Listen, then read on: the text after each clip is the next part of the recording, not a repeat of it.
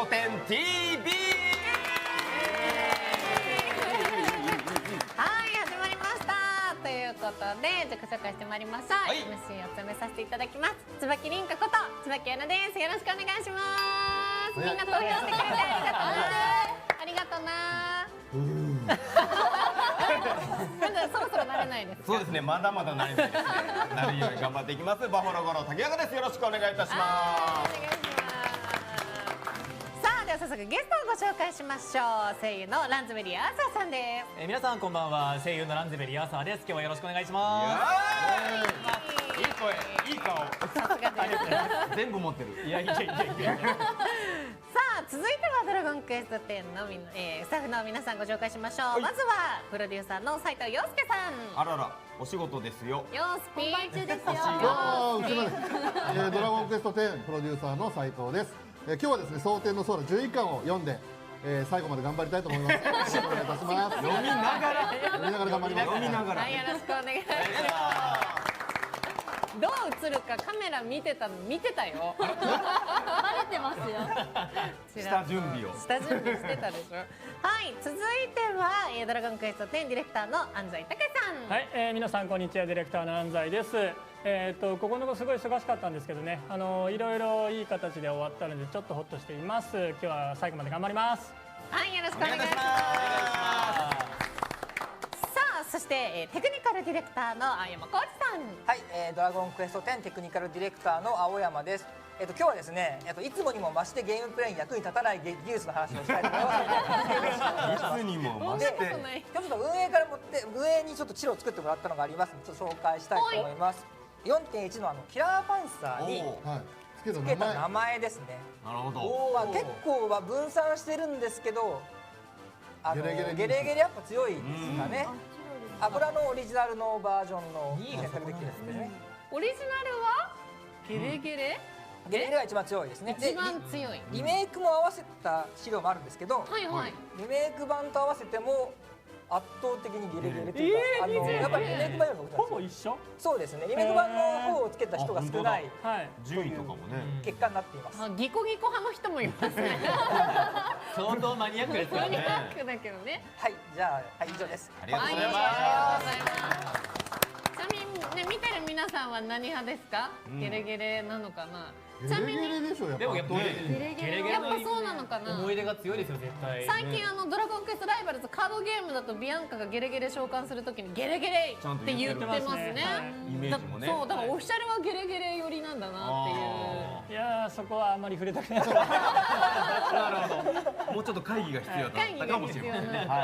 はい、ということでありがとうございます。さあ、そして、青山さんから開発にまつわるお話が聞ける教えて青山さんのコーナーなんですが、今日アシスタントしてくれるのは第5期初心者大使のリーナちゃんです。はい、ドラゴンクエスト10第5期初心者大使のリーナです。最近はホワイトデーとバレンタインの、企画でイベントでもらった人間を家に入れてるんですけど、ちょっ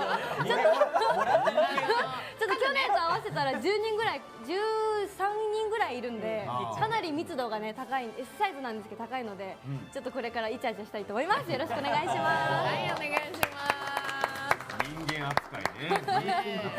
確かに。人間だけどね。まあそうです。間違いではない。ね、でも確かに私もなんかツイッターとかで流れてる写真見たら、はいもう流れ作業の工場みたいに何十人部屋にこうなるほど。並べてる人とか、そうそう、キッチン並べてる人とか今までのフィギュアと違ってキッチンとセットだからスペース取るんですよね。ねスペースをね。でも凝ってて全部可愛かったですよね。全部可愛い。動作も違ってね。そうそうそう、キャラの個性もあってラガス王子がちょっとつま先立ちなのがいいですよね、あれね。はい。ね、可愛いですよちっちゃいね。ければね。ははいい、ということでさあ、これ今日はですね、安西先生からのバージョン 4.1 追加コンテンツ情報、そして教えて青山さんでのお話や浅くにもバトルチャレンジ参加していただきますのでよろしくお願いいたします。お願いします。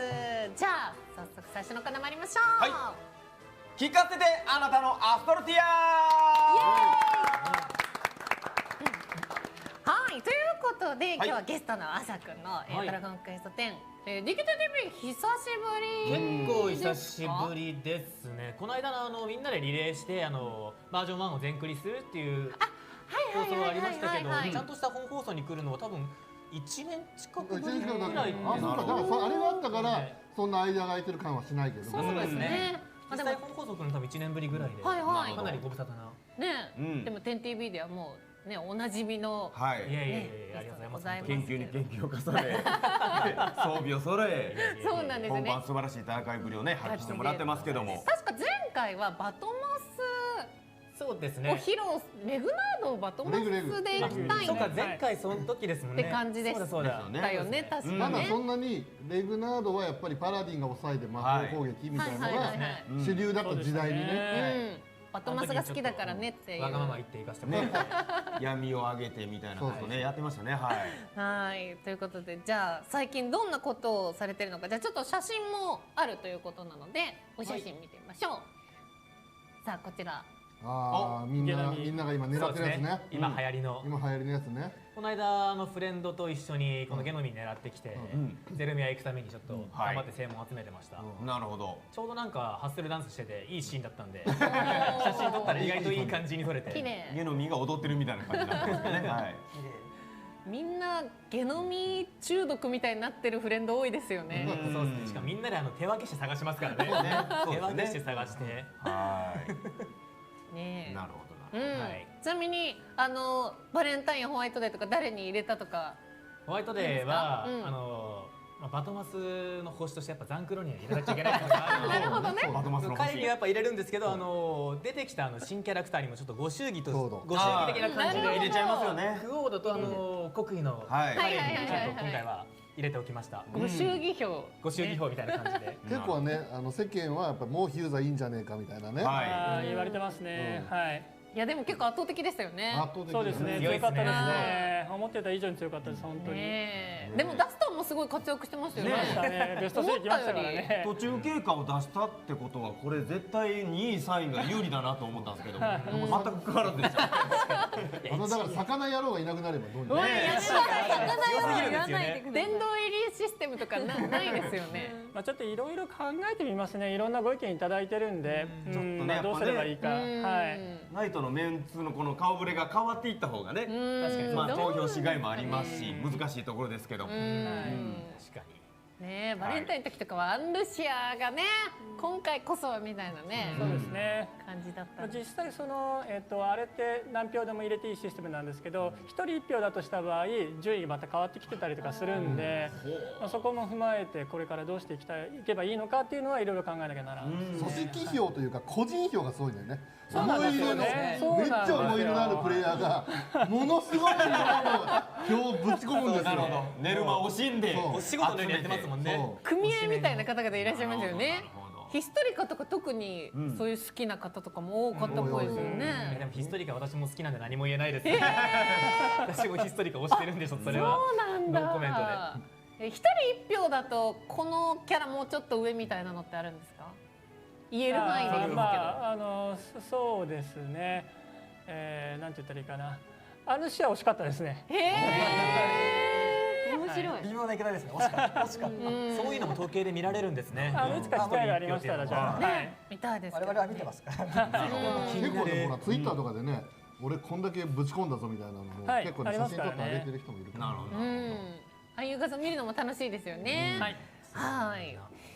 さあということでまあでもアーサーさんといえばもうバトルコンテンツが大好きみたいなイメージが。そういうわけでも別にないですけどね。ああいやもうつそうですか。いてますよね完全にいやね。好きですけど、はい割とみんなで写真撮るだけのフラフラしたりとか本当ですなるほどレベリングも結構やってて一応全色100ですし、はいはいはい。特訓もあらかた天地雷鳴士以外はあらかた終わってるんで、うんうんうん。結構普通に遊んでるはずなんですけどなんかバトルなんかその床闇とかみたいなイメージがすごいついちゃってるんですけど、おかしいなというのがありますね。いやでもそこ背負ってもらわないとねこれからもね。そうそうそうまあだいぶ背負ってますけどもなかなかね。バトル代表がいないもんですそうですね。頑張ります。はい。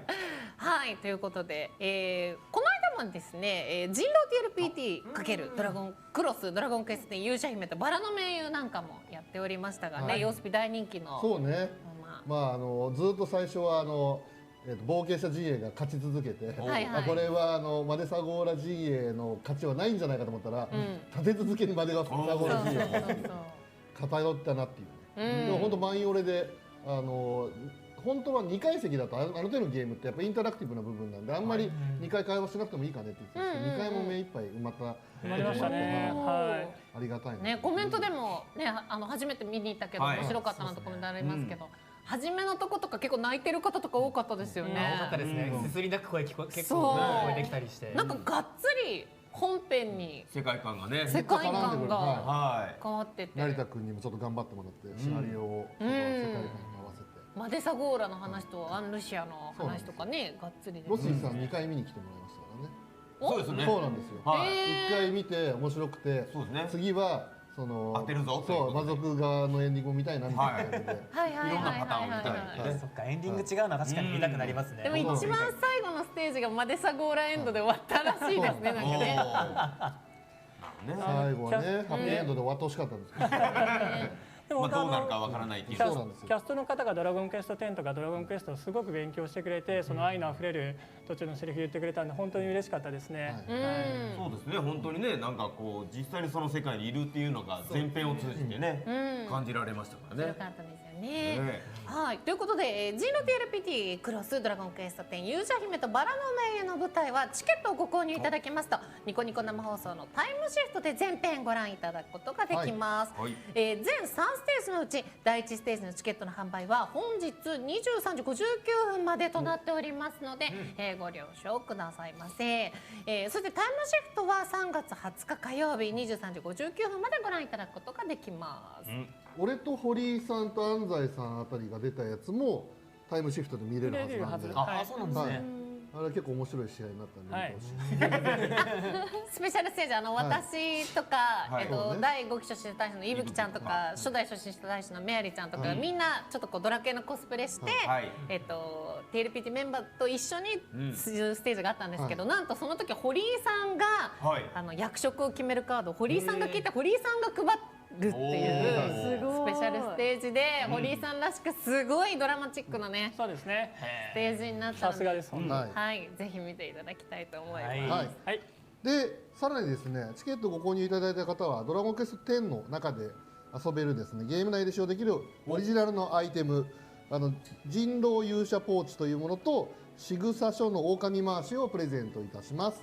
でさらに会場で販売したドラゴンクエストグッズがですね通販が決定いたしまして期間は短いんですけれども、この期間であれば会場お越しいただけなかった方もパンフレットやトートバッグブロマイド目隠しのトレーディングカードということで、なぜか大山の写真が2枚なぜか大山の写真が2枚わかるけど大山君主役みたいじゃないですか。大山さん推しみたいになってるんですよね。バストアップ全身他にもっといい写真あるはずなんですでとうとうね青山さんこれ裏返ししてもらうと分かるんですけどこちら側が全部スライムで、反対側に狼がいるよと、狂人というのはね人間が裏切るやつなので、バブルスライムになってるんですけどね毒があるよっていう逆だと思います。はい。で安藤先生が持ってるのがパンフレット。パンフレットです。はい。中身も結構堀井さんと対談の対談がありますね。オールカラーの豪華な。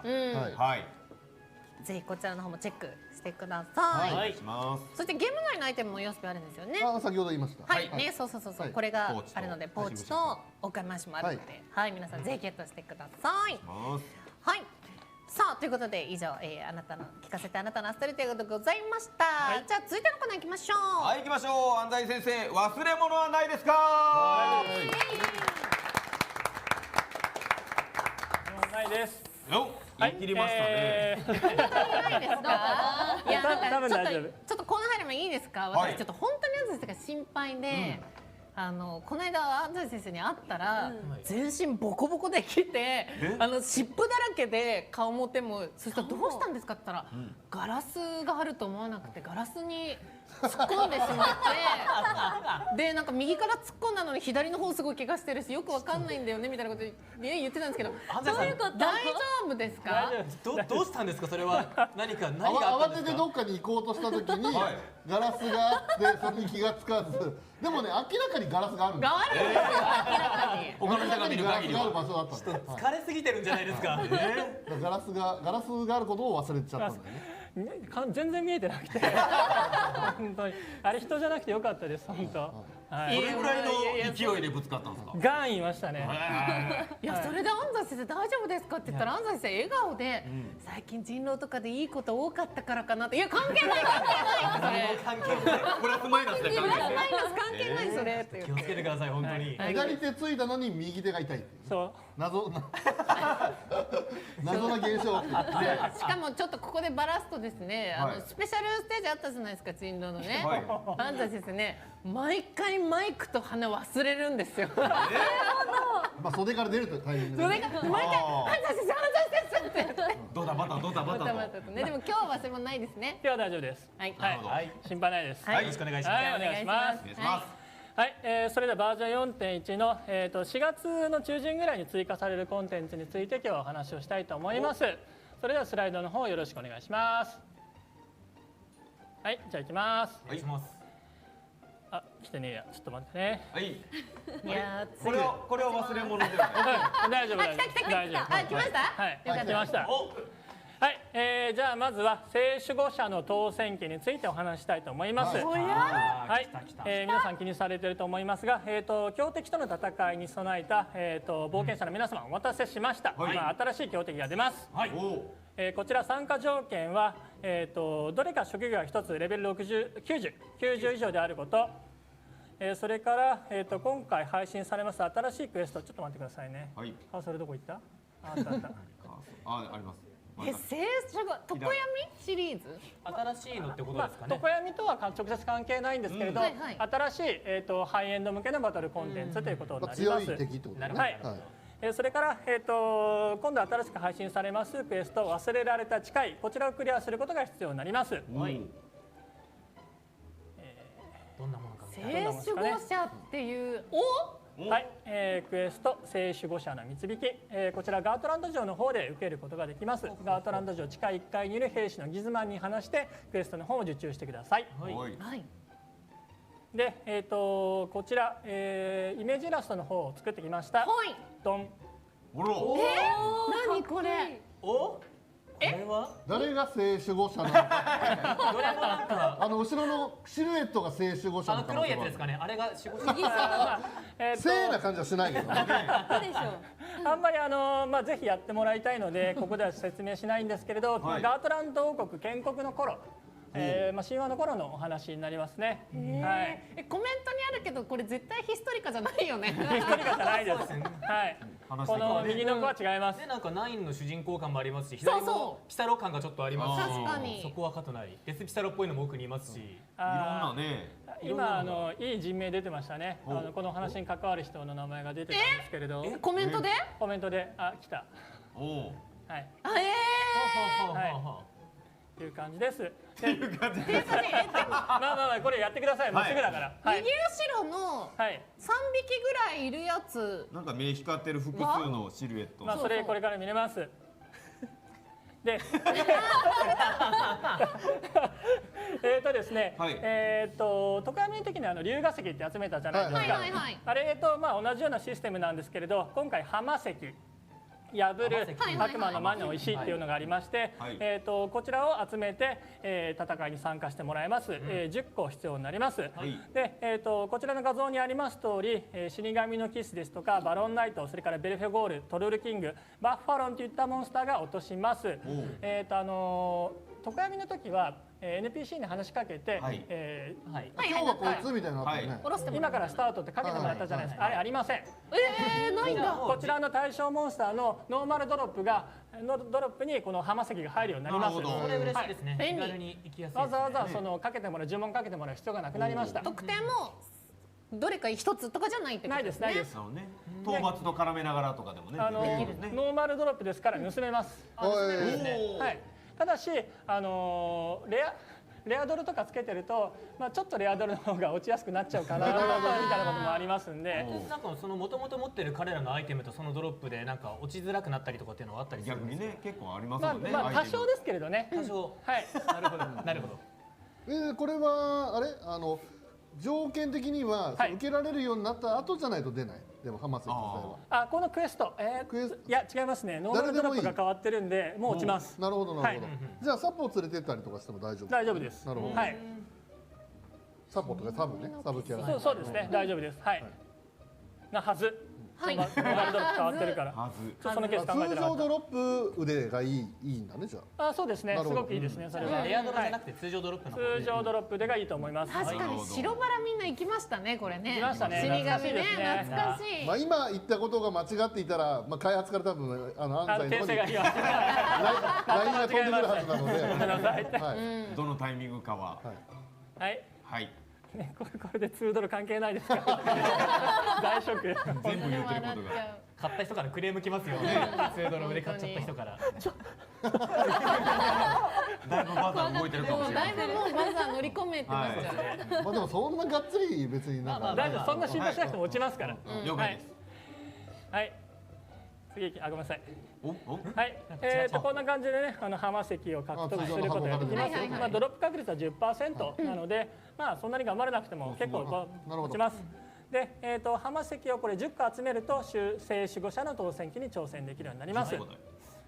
はい。で、こちら破片はないですね。必ず現物のみになります。なるほど。あとですね、浜崎の方はパーティーメンバー全員が1人10個持ってないと、全員参加できません。今まではい、今まで通りです。いつもあと今まで通りで負けても10個失うことはないので、そこはご心配なくっていうふうな感じですね。あコメントにあるんですがバザーただ売れたはず、売れます。売れる。はいなるほどなるほど。いつも通り。はい。まあこれでお金稼ぎをすることもできる。はい。あとは、サポート仲間とか仲間モンスターの分は、カウントされないので、プレイヤー1のサポさんだったら浜崎10個で大丈夫です。はい、それも今まで通りです。なるほど。はい。で、とある場所にですね、こちらの導きの水晶というものがありますんで、まあ、こちらの方から挑戦してもらうことになります。で、常闇から変わったところとしては、難易度が1から3までになります。常闇の時は1から4だったんですけれど、1から3。3です。3段階になります。はい。まあ、実際にこれどうするか決めるときにその常闇のデータを見たんですけれど、常闇もほとんどのお客さんが1と4遊んでるんですよ。圧倒的に。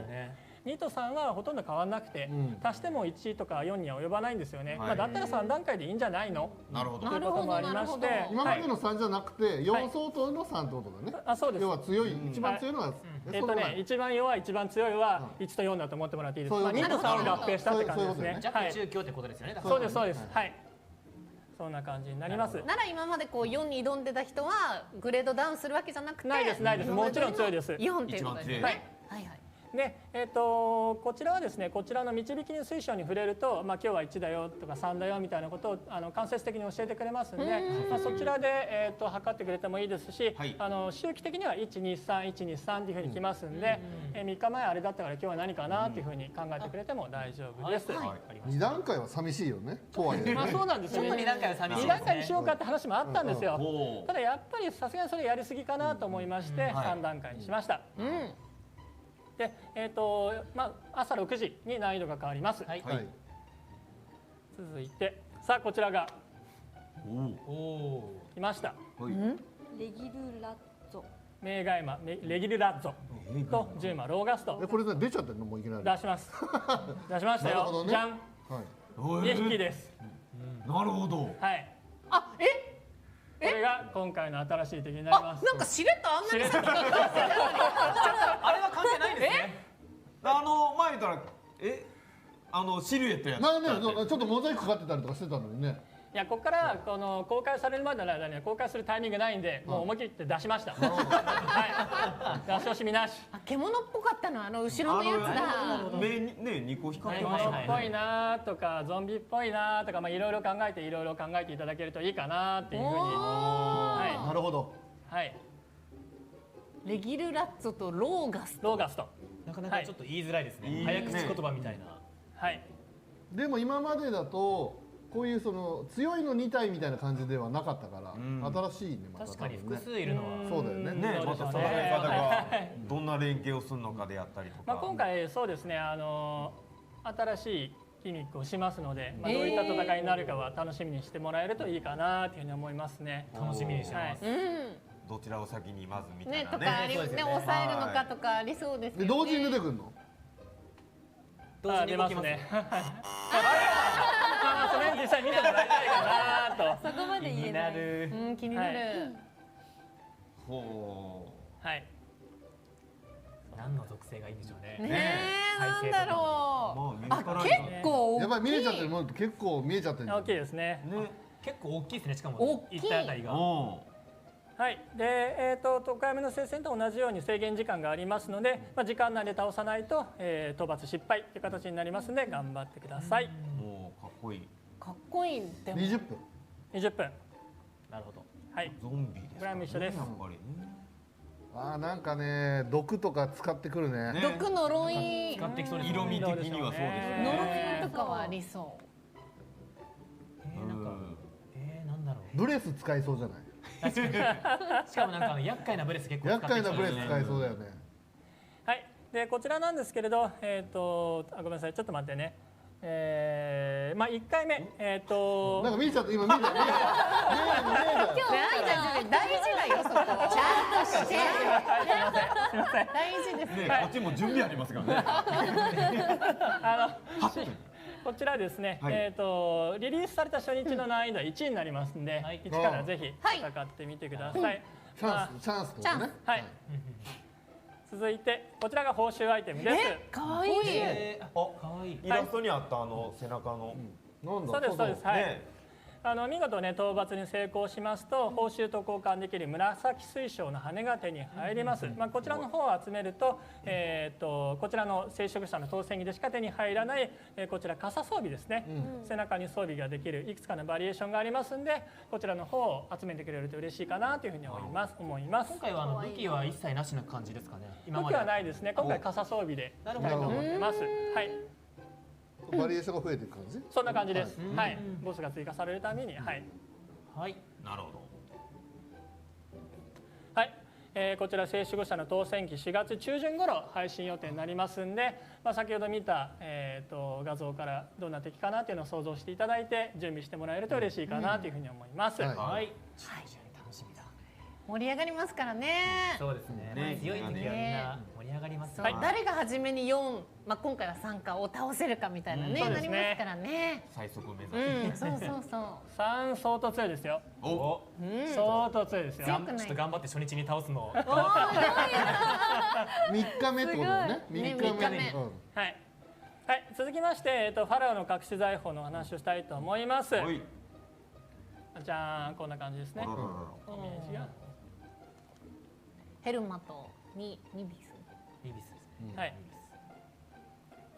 ピラミッドに異変が発生しました。あらイベント期間中にピラミッドに行くと、弥生がですねこんな感じで何か怯えてるようなお話を聞くことができます。様子見に来てーって見てきてーって。お化けがお化けダメなのって隣にいるよね。ね思いっきり隣にいるよ西ね洋。のお化け。ねで、ピラミッドのとあるところにですね、こちらの新しい NPC である将校ソウルと神官ヘールというキャラクターがいますんで、こちらのソウルの方から話を聞いていただけるといいかなというふうに思います。謎。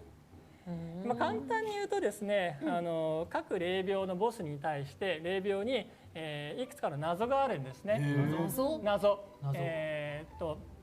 例えばですけどこの職業でを必ず入れろとかこの技で倒せみたいな条件が3つから5つぐらい設定してありますので1回の戦闘でそれを全部達成してクリアするっていうのがゲームになります。はい。すべてを達成しはい。すべての条件を満たして守護者を倒す必要があります。で、すべての条件、これから説明があるのかな。あります詳しい話は。ルールなんですけれど、基本的に第1霊廟から第9霊廟まで霊廟それぞれに謎が仕掛けられていますのでこちらの謎を解いてください。はい。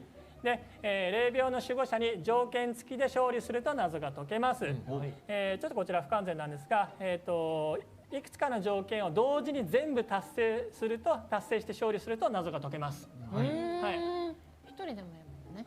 で誰か一人でも謎を解明したら、その霊廟をクリアしたら、参加者全員が条件クリアになります。はい。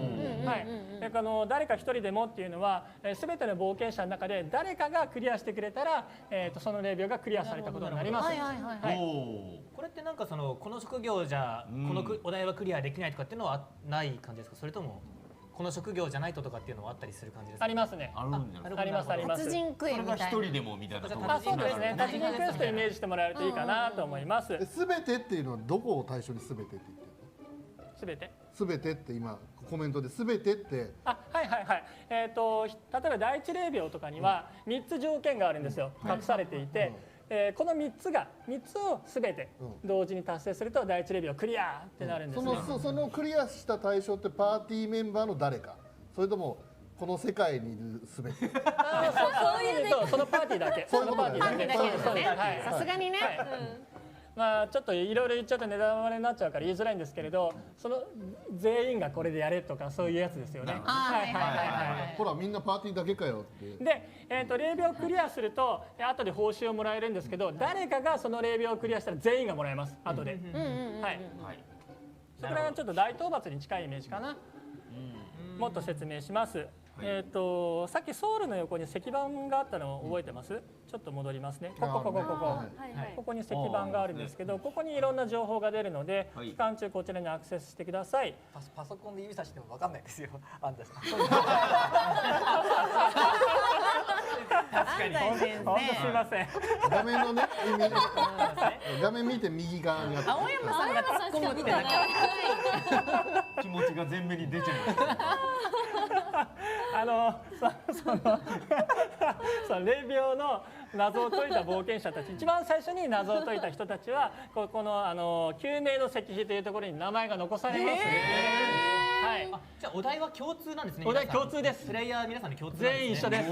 一番最初にクリアしたパーティーだけが名前が残されるよ。第一霊廟をクリアしたのはこの人たちです。第二霊廟をクリアしたのはこの人たちです。みたいな感じですね。これ名前残したいですね。残したいですね。まあこちらイベント期間ずっと、その名前が残るようになります。で名前出したくないよって方に関しては、やる前に非公開に設定しておけば大丈夫ですんで、後からちょっと非公開にすることはできないので、出したくない方はくれぐれも気をつけてください。はい。で、石はですね、ソウルの横にあります。で、こちらにはさっきやった達成した人だけではなくて、1日経つごとに徐々にヒントが書かれてきます。第一霊廟にはこういう条件があるよみたいなのが出てきます。結構じゃ難しい。難しい。第一霊廟とかそんなでもない。じゃあ1から9に行くにつれていつでもできる。いつでも1から9まで解放されててできるんだけれど、当然8とか9のが難しいからですよね。そう。第一霊廟はひょっとしたらあっという間に解明されちゃうかもしれない。こういうゲームなのねって分かるように、分かりやすくしてあるので、系統をちょっと示すような。1日目はで、これ8日間あるんですけれど、1日ごとにそのヒントが増えていきますので、ね、これあっという間に全部クリアされちゃったらどうしようって感じだけど。でもね、リッキーの時もそうだったけど、みんなすごいんだもん。だってリッキー3日は持つって言って5分でもでも難しいよ。本当結構トリッキーなお題とかも後ろの方にはね。だから本当にこれ解けるかなって心配でもあるし、あっという間に解かれちゃいないかなって心配でもあるし、すごく私も不安だし面白くも楽しみでもありって感じですね。いいですね。はい。分回しだけで攻撃は分回しのみとか。なるほど。それすごいね。他の何かやったらアウトみたいな。いやこれ気になりますね。特に一回も使っちゃいけないとか。で、まず最初にヒントを出しておきますと、各霊廟には条件の数が決まっています。で、第1から第3までは3つ、条件が3つ、第4、第5、第6が4つ、7、8、9は5つになります。まあ、さっき言ったように、第9霊廟だと何々で倒せとか、これやっちゃダメだよみたいのが5つあるんで、5つ同時に達成しなきゃダメ。アイテム使うのとかありそうですよね。ありそう。一番下のところはありますよね。なんもない。倒されるの。立ってるなこれ。そんな感じでですね、いろんなことを試してもらって、1個条件クリアすると、今回の戦闘で1個クリアしたよって出るんですね。何がクリアしたっていうのは出ないんですね。何をやったかは教えてくれないです。1個クリアしたよとか2個クリアしたよってのは教えてくれますね。ってことはうちのパーティー構成合ってるよねとか、ちょっとずつそんな感じで手探りで遊んでいただけると嬉しいかなっていうふうに思います。試行錯誤を繰り返せば数やればいけるはず。いけるはず。なるほどなるほど。はい。すごいな。で、謎を解明するとどうなるかというと、それですよ。ここから秘密の宝物庫へ行けるようになります。こんな仕掛けが。ここはですね、もともと実はこの秘密宝物庫ってもっと前にやりたいねって話があって、ここがようになってるんですよ。それ見ておとなしいなんですけれど。何つった？いやよく見てずれてるじゃないですか。わかる？はいはい。下になんか。いやまあそこはぜひ。ガコ確かね、ガコガコっていう感じ。ね。新しい空間がみたいな。でここに別のものがあったんですけど覚えてます？別のピラミッド。ありましたっけ？ピラミッドの交差点の真ん中。はいはい。なんかありましたっけ？そんな。旅の扉。そう便利な。旅の扉があるんですよ。引っ越してもらいました。なるほどね。ちょっともうちょっと手前になって便利になったんで。なるほど。さらに入り口に。そういうことか。そういうことか。そうもうすでに移動されてるよね。されてます。ちょっと手前になってる。なってます。だからだったんですね。だってリッキーここに置いちゃうんだもん。なんかでも置きたくなるポイントですからね。いい感じ。いいとこなんだよね。はい。ということで、リッキー罪はないですよ。そうですね。リッキー違反だったと思いますよ。はい。で、誰かが一箇所でも第一レビューとかどっか解放していたら謎の宝物庫に行けるようになります。期間中誰も謎を解明できないとお宝なしなので頑張ってください。なるほど。だからその誰もって誰？どこの誰？誰か。やっぱりどこの誰かでいいんです。どこの誰かでいい。世界中のです。世界中の。アストルティに誰かがクリアしてくれれば第一レベルクリアになる。そう。だから名前を出す理由があるんだよね。そう自分が全部やる必要ないです。あの方のおかげだよねってなるわけだ。そういうこと。ということは自分が1から9のどこもクリアしてなくても報酬をちゃんともらえるよ。もらえます。はい。じゃあもう本当にゲーム内でみんなでやるコンテンツを使った大討伐って感じなんですね。そうです。その通りです。倒すだけじゃないっていう。はい。もう一回おさらいしますと、秘密の宝物庫に入れるのはイベント開始8日後、開始から8日後1週間経った後の日から秘密の宝物庫は開放されます。で、誰かがアストリティアの誰かが謎を解かないと残念ながら入れません。どっか1パーティーでもどっかのレビューをクリアしてくれたら入れるようになります。ただし1個だけ条件がありまして、最後にですね宝物庫の謎っていうのがあるんですよ。これは自分で解かないと宝物を得る権利がないです。最後の最後に門番がいるんで、それは自分で倒してください。宝物庫には入れますけど。入れますけれど、その門番を宝物を手に入れるための謎がありますんで、それ今言いませんけれど。宝物庫まで行ったけど無理だったってこともあるんで、その謎は自分で解いてください。それもまた謎なんですね。謎は謎で。それは一緒です。一緒です。それは石板見てもらったりとかして、こういうゲームなのねっていうのが分かれば分かるはずです。そんなに難しくしてないから。わかりました。さっき椿さんが言ったように、さすがに何もしないでお宝もらえてしまうのは面白くないし、ちょっとずるいかなっていう感じなので、一番最後に自分で解けよっていう風な謎があります。はい。じゃあどんなものもらえるのって言いますと、謎が解明された霊廟の数によって報酬がどんどん上がっていきます。なるほど。1個解明されると白地のカード5個、2個解明されると2個目の宝箱出て、それには呼び寄せの筆が入ってますみたいな感じですね。ファラオプリズムで、全部の霊廟の謎が解明されると、世界中の鈴が5個入った宝箱と全員にファラオプリズムがプレゼントされます。どんなのですか？こちらの画像がありますんで、画像の方お願いします。立っちゃったじゃん。顔ボケじゃなしに。てっきりシュールすぎますよこれ。じゃないの。勝ってる。おかしい。あれ奥さんも。すごい。これオーガとね。服で。はい。すごい。ちょっと不気味ですもんなんか。怖い。すごいガタガタ言いながら走ってる。怖いよこれ。なんか棺桶も結構大概シュールでしたけど、ちょっと避けちゃいますよね。ちょっと気持ち悪いですね。怖い。めっちゃ力入ってるじゃないですか。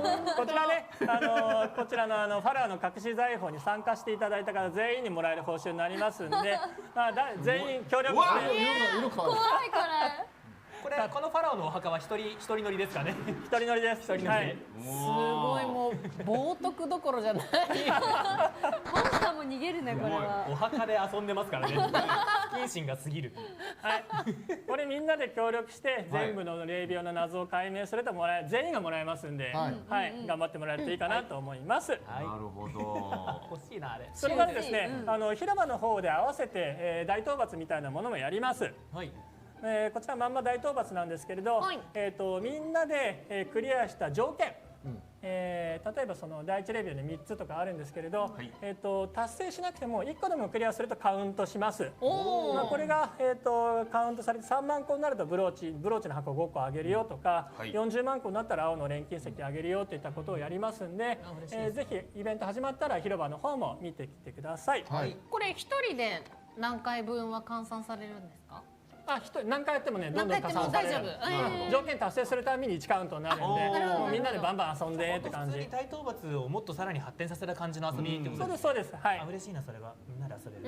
はい、ぜひ遊んでください。で、こちら期間なんですけれど、イベント開始が、こちら4月の18日からになって、毎日ねヒントが増えてきます。ヒント1、ヒント2、ヒント3、ヒント4って感じで。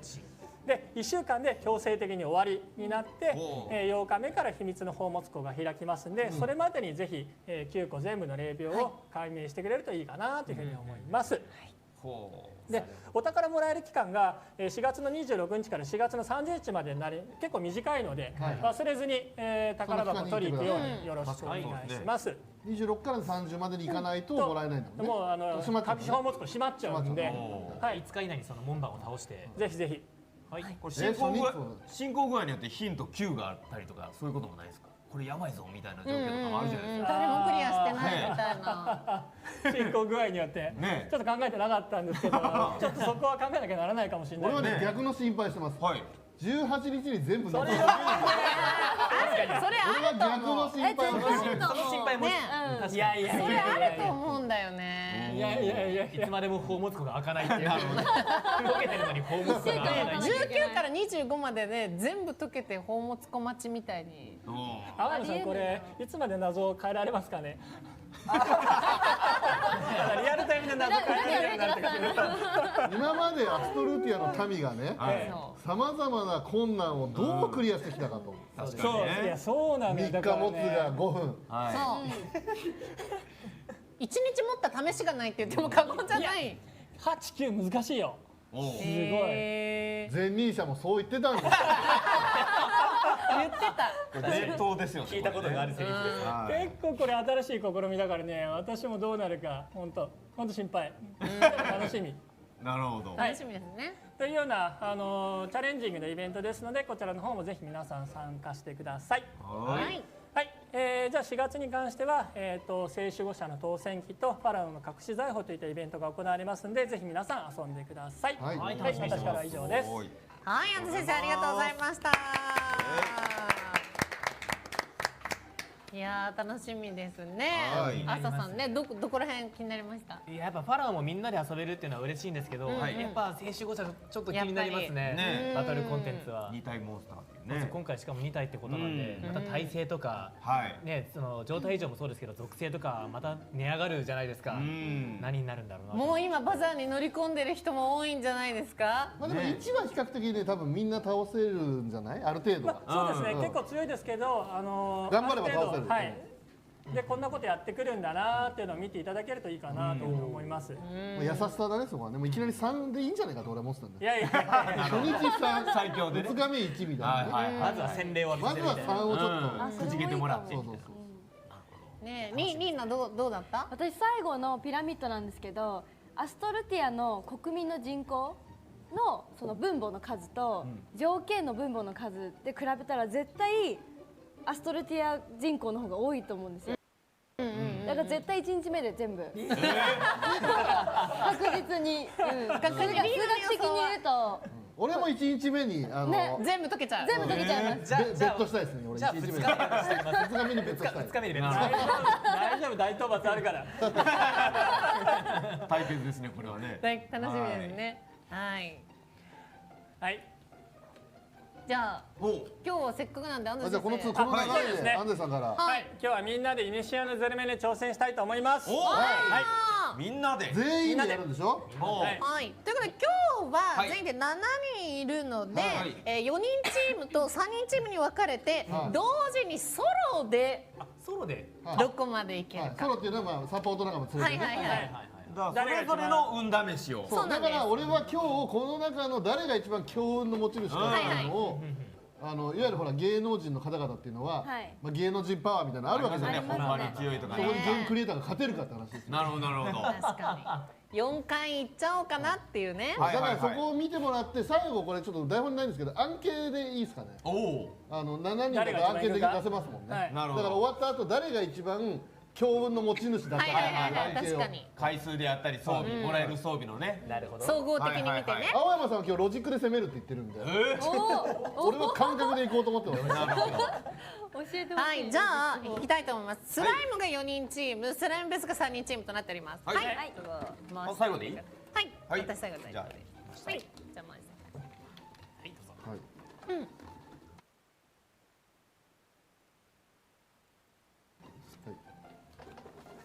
43でね。青山さんは人に運をあげるんじゃないですかってコメントありますけど、おありがとうございます不正はない。どっはいちチームからやる感じ？これスライムチームからスライムチームが先？はい、じゃあせーのでいきましょうか。はいせーの、ドン。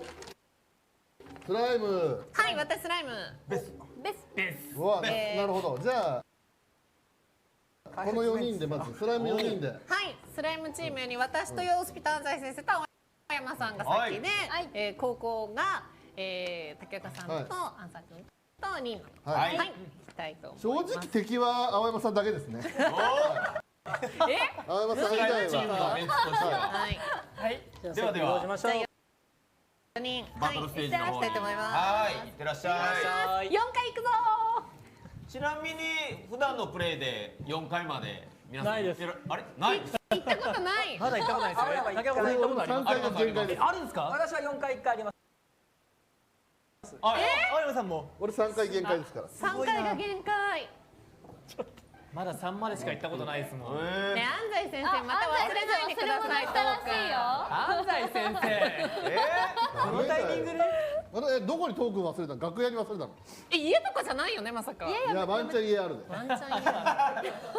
青山さんリタイアここで忘れ物ってやばい。もうすでに運がないですけどねそうなるとすでにもう運がなくてこれでも4層まで行ったことないんですけど4まで行くとなんかボーナスみたいなのあったりするんですかいやまあそんなボーナス特にそれはは全部で何層までとかってある4までしてます4まで、はい最後までいけるかどうか。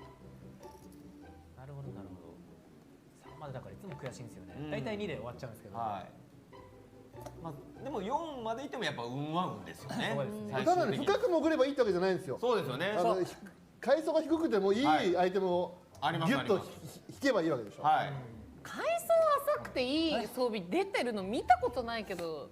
実際関係あるんですかうん階層と装備の性能はね実際はね気になるところですけど若干確率上がる感じなのかなあといいやつって光ってますよね、宝箱。光ってるというかあそうなんだボスがでかいやつでかいっていうか黒いやつたまに出るのよ。黒いの。黒いの出てはいはいはいはいはいそこにいい箱があるのよ。黒いアトラスとか黒いそうそうそうそうワニバーンみたいなやつ。そうそうそうそうねあ、じゃあ光ってると必ずいいものってわけでもないんだ。だからそんなだから俺の中ではあそこから引くものは失敗してないん錬金がついてるものだっていう認多い識で。ですねなるほどなるほどでもそれがこう職業についていいものかどうかみたいなところそうなはんですよだからばらつきがあるそうなんですよねそうそう、コメントにもあるけど失敗がついてないイメージですね。実際効果はどう何の効果がいいかっていうのは人によって違いますからねこうんれが欲しいねそれが欲しいっていうのはメインで使うやつなのかうんっていうのもありますしでも一つ私言いたいことがあって、うんゼルメアで出る装備いい装備、ん自分が使ってない食の出るようになってますよね絶対。青山さん、そうだから普段やらない食をやらせるためのコンテンツですよね。あ、全然聞いてない。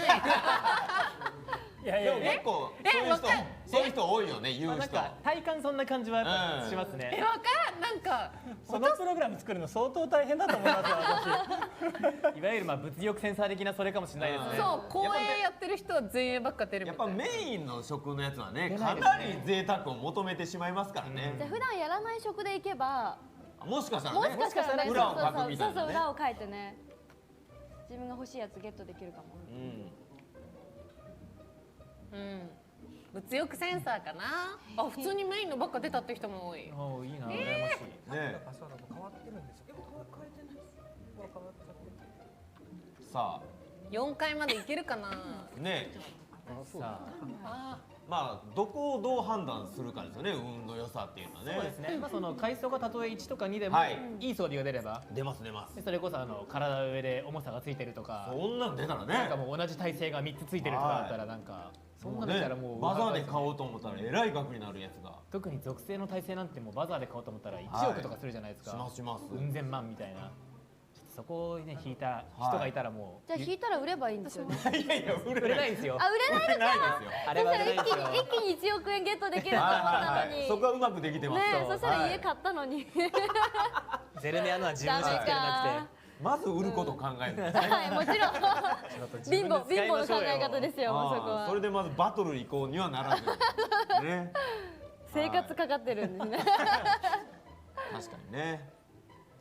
さあいかがなもんでしょうか。どうですかね。ちょっとお待ちを。はい。実際そのゼルメアとかもやっぱみんなでいたりするとそれはそれでどっち行くみたいな相談とかも楽しいですよね。そうね、そのチャットがね、こっちじゃないのみたいなリーダーにこういろいろ言ったりとかね。あとはフィールドで敵倒すその白箱とかも出て装備品出ますけど、やっぱりなんかそういうのもみんなでワイワイできたのがゼルメアっていうコンテンツがあったことで、はいみんなでまとまってできフィールるじゃないですか。ドに出て行ってみたいなね。引きこもりそうですね。確かにね、ちょっとね、こう一ついいのが出るとね、もうそればっかりになってしまいますね。しかも今フィールドで狩るとゲノミーとかも出るから、はい白箱狙いで倒してたらついでにゲノミーも来てゼルメアいけるようになったみたいなうん感じになるんで、いい循環はありますよね。ね。私カジノ組がおハマる気がするんですよ。なるほどなるほど。うんカジノで今いろいろアクセサリーやらなんやらやってたのがね。確かにカジノとかもそうですよね。はい。でもやっぱ同じり一感じの回で終わることもまだまだ多いかあら多い。ですね。せっかく集めてとかね、元気玉チャージとかを変えてみたいなのも、個人的には小さなメダルの使い道が欲しいんで、ゼルメアの正門とかちょっと小さなメダルで交換できるようになるなるほどねとすごく嬉しいですね。もう石板とかねもう終わってる人とかね、そうなんですよね。そういうところで多分多いと思うんで、うん小さなメダルとかカジノコインとかで、はいはいはい、多少量が多くてもうん交換できるようになるとすごく嬉しいんで。とかレグナナイトとかさ、なるほどそういうのね、ちょっと今はね変えたいよね。うん利益。そうメダルなんか本当に今多分皆さんめちゃくちゃ持ってますよね。ちょっと貯める期間になってるかもしれませんよね、どんどん溜まる。さあどうですかね。どうでしょもうちょっとお待ちください。はいう安西さん誰の運がないんですか安西さん準備してるもうすでにここで見えちゃってますよね。その人も不先輩ですよ。ごめんなさい言いましょう。何でもいい安西先生マッチです。安西先生。何しとけって言ったことしてないから。準備してって言ったのにサポート仲間がいなくなっちゃったんだって。先生からしたんですよこれ一番ちゃんとしないといけちゃっないのに。たんですよなん。かサポート仲間に逃げられちゃったみたいで、今サポート借り直して。あなるほどなるほど。そうかサポートが結構ね映っちゃうんでそうそうですねあそっかそっか。このドラクエ 10TV 関係者のまだ知り合いの皆さんもねね、はいであったりとか出ても大丈夫な方の。今まで出てもらったゲストの方とかを、いやでもある意味もう安西先生持ってる感じがちょっとこれは確かにね壮大なフラグがちょっとありますもん。もうみんなのちょっとこれ運をねこう曇らせたというかそうですね。なんかみんなのそのエネルギーを下げた感じがあるんで、いやご自身が上がっていや4これで層まで。安西先生一人4回とかまで行ったらちょっと本当になんかメンタルやられる本当に。だよな。もう勝負は始まってるんですよ逆にそうあってほしいですね。4層行ってほしいですね。注目を引き込んでね今。私がログイントラブルでちょっと待たせてしまったと思ったら、さっき安西さんがまだやってないっていう。じゃあ安西さんがもうすぐ来るんで、ちょっと俺先に一歩先、ちょっと先に中入るんで、俺のその自慢今日ツイッターで書いたんですけど、自慢したい装備をちょっと出た。画面いいですか？画面いいですか？ゼルメアでいただいた画面いいですか？はいじゃあヨスピーのドン。画面を映していただいてこれが私の今の装備なんですが、は鉄壁シリーズ。これねこのスネ当てはねこれ買ったんですよ。ああ、重さ全部。これを買うためになぜこれを買ったかっていうのを今お見せするとですね、それはその心これなんです。上。おお、強っ。すごい。重さ2個ついてる。それこれすごいですね。重さは一つついたりすること結構あるんですけど、ありますね。一つありますね。さらに重さ2ついてこの間にある攻撃時のダメージ 7% 減。いや、はいこれすごいですこね。れがね、昨日夜中3時にね俺ゲロ吐きそうになった。これ拾ったらいやこれ変な声飛び出ますね。いや、これは嬉しいな。でもコメントで何を押すのって言われてるけど、いやきっともうまあでも来るよねきっとね。次のあれ次のね、もう2体同時に押しましょう。これ本番出たら最高に嬉しいですね。ねあー嬉しい。なのでゼルメアなんですけど、パラディンできましあ、確かに。あんまり意味ないですた。あんまり意味ないんです。私当たった中で一番の当たりはこれなんだけど、これ当たりかな。姉さん。じゃあちょっとじゃあ綾菜ちゃんの画はい面に。、これ当たりじゃない全然当たりじゃないそれは当たりじゃないんじゃない当たりじゃないですね。でもいいと思いますよ。悪悪くない。悪くないあ、全然違う。いやそれこそお前何をすんだよ。お開始前トライバルで何をすんだよ。いいの。バトマスとか見せたかったのなんかバトマスできちゃった。ははいい。はいはい、準備 OK です。もういつでもいけますよ。はい、じゃあ4月で、はい、画面じゃあ4月していただいて、本当すいません、お待たせしました。はい、4人がそれぞれ。それぞれも自由意志でいけばいいんですよ。たそうですだ、ねはいロジック青山がですね、皆さんにゼルメアをこうやって遊ぶと快適に遊べるっていう。なるほど。トークがあるみたいなんで、はい私たち比較的おとなしくした上で、青山さん主導でこの回を進めたい。トークは説明はします。はいはい。了解ですじゃあ。みんな進みましょうね。はいいきますよ。はい。はい、はい、頑張りまはい。頑張ります。青山の画面は一番右上ですね。はい。私左目ですね。この友人の鱗を取ると、もう鍵と呼びますけど、鍵を取ると鍵の数だけ部屋を開けることができます。はい。で、これ3つありますね。最初3つ取ります。バンバン戦ってる。鍵を取るとですね、部屋が開きます。お構いなしに進めてる。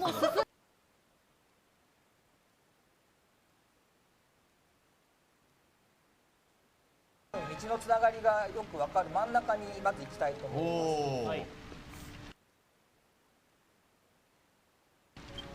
まず寄らない。下に。す。やばい、俺やらかしてるくせえなこいやれ。一回で終わりたくない。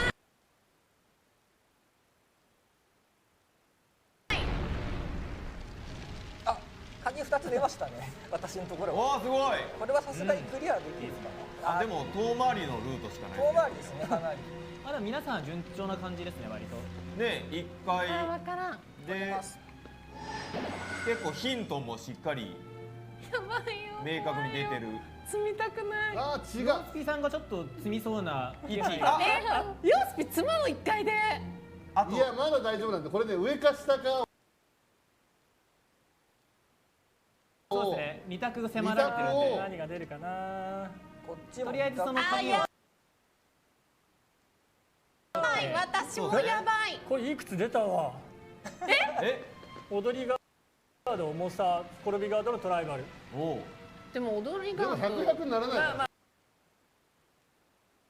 ら。まあなんないけどね。でもヨシさん大十分十分丈夫ですね。。場所が分かったんで。これはい、あ、これでで出ましたね。2これでこの個のやつこのが。ね面は俺クリアなんですよ。ね、あ、確早い。定。いいですね。やばい、2分の1なんだけど。私は近い方に行こうと思います。姉さんは。やばい、積みそう。が1個残しのどっちの部屋行くか。やばいそうです。ね。姉さんこれ。はヒントノーやね。姉さんこれ運ですね。これ運なんだけど。じゃあコメントに聞こう。か？これそうですね。鍵取った時に一箇所ヒントがポンって出てくるんですけど。下の右の部屋と左の部屋、みんなどなるほどっち行くべき？なるべく青色のやつが出てくれた方がそこに向かっていあ、よかった。私もクリアしましたね、1回は。嘘。く。確定しましたが。はい。あ、本当ですね。3つのとこ行けましたね。これで。じゃあ私2分の1こっちにかけよう。ちょっと待って。私2分の1にかけてこっち開けます。ここに2個の鍵がある。いけ。もう行っちゃう。お願い。2個の鍵。どうだ。いけいけいけ。はい、さセーフ。あ。おお。みんな2回確定？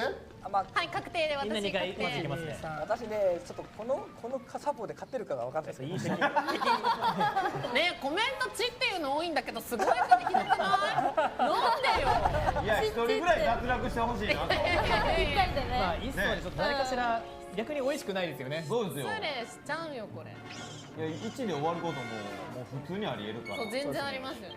姉さんいいですよ。敵で全滅しても。まさかのマジ弱いじゃん。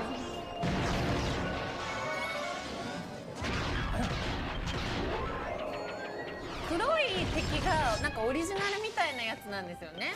そうですね、強いやつです。そうそう、それが強いの、それ強いの。ただそいつのとこにある箱は、俺まさにそのボスからボスになった箱からさっきの出たの。いいやつが。そういうやつ。あはいはいはいやっぱ。ちょっとか。だから地下3階のボス宝箱とかがやっぱどんどんそのグレード良くなってくることがある。そうそうそう。必ずしもではないので。 4階は見たことないけど4階ってどんな感じなんですか？確かに4見てみたい。そう見たことない。あと4回までいけたらなんかボーナス欲しいですよね。せっかくだから。確かに確かに。もう1回遊べるぞみたいな。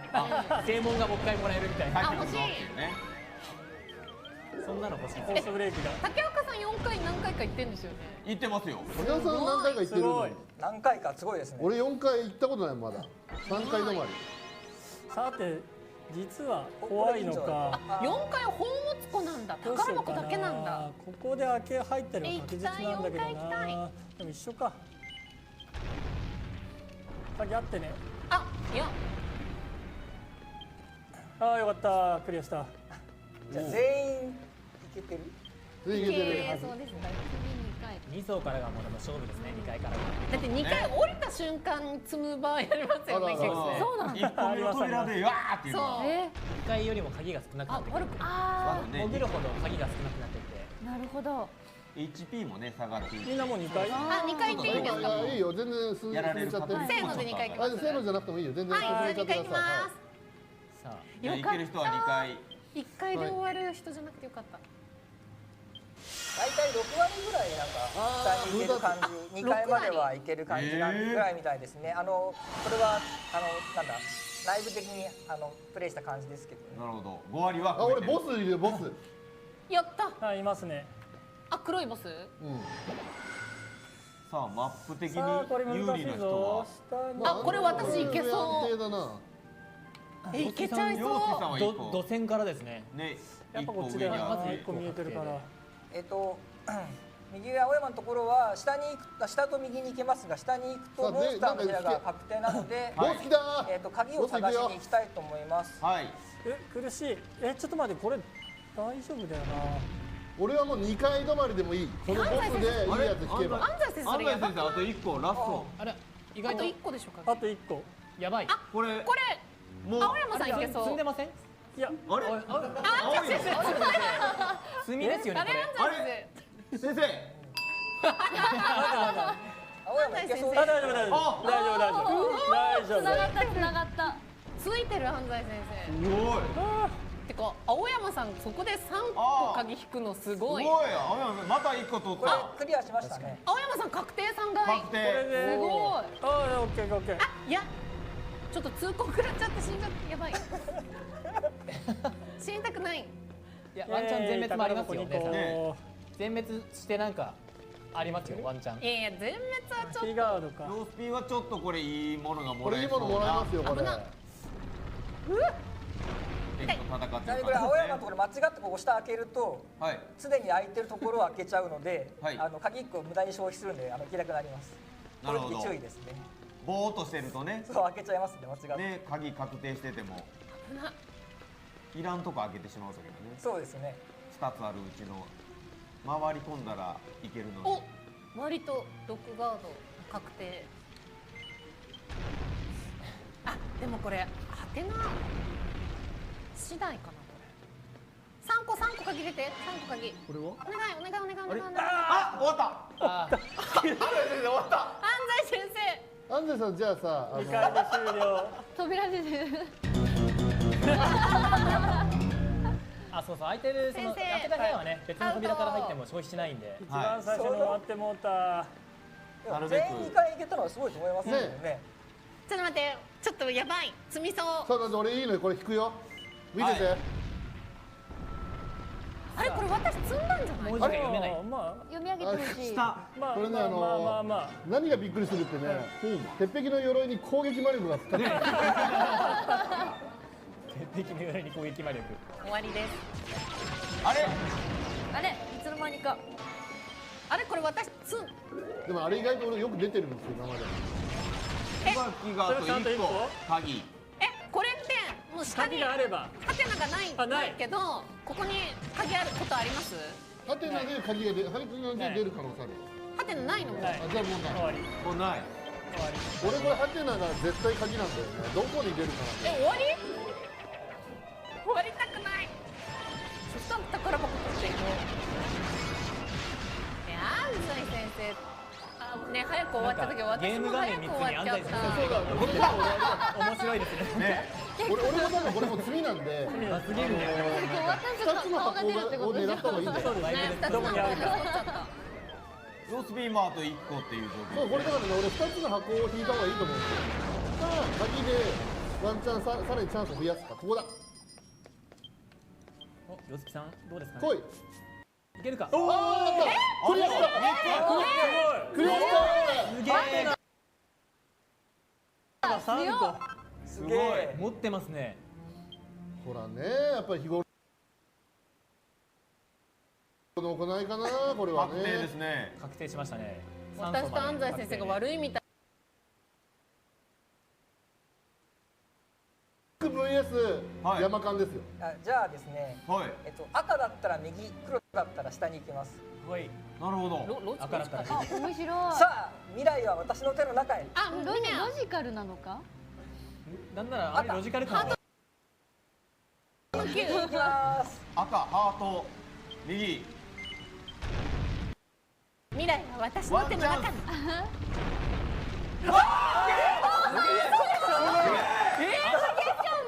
青山さんミネアじゃん。どうしたもん。もうこれ確定でしょこれ。あ、でも確定。いや、俺が確定だ確定どっちから回ればいいか。確定でしょこれ。下どうやって？どっちかは扉。あ、いや、確定じゃないですよ。勝ちないですよ。どっちかが袋小路になっていたら、あ、そうか。そうだね。なんですよ。そっか。なるほど。行き止まりだった場合が。袋小路になってたら。俺終わりそうですね。だとしなるほどね。たら宝箱行ける右の方がなんかまだ俺はもう最悪失敗しても。俺は宝物だまあねな。もう一回。でもやっぱり4回も行ってほしいところはありますよね。もう一回見に行きますわかりました。じゃあもう一回見に行きましょう。いやでもさハテナで3つ出ればいいんだよね。そうなんだよ。うでもさ、これ上行って何も出なかったら箱すら取れないんだよ。ん。切ないですね。ヨスピー全然映ってないから何のこっちゃ分かりません。何も情報が。はい多分ね、俺のが先に積むんで、俺のが先に積むんで。これどっちが俺残り1個なんですよ、鍵が。で、あでも右の2つの箱をもう抑えに行くか、はいワンチャン上で1つなんもなしかの鍵か、このハテナが何かっていう。ヨースピーあそんな安定の箱を取りに行くの？俺はその道じゃなかった。はい俺はその道じゃなかった。あ、ヨースピーの画面、ヨースピーの画面じゃあ今出現するか。ここにハテナで鍵があれば勝ち。勝ちだよ。鍵あるか。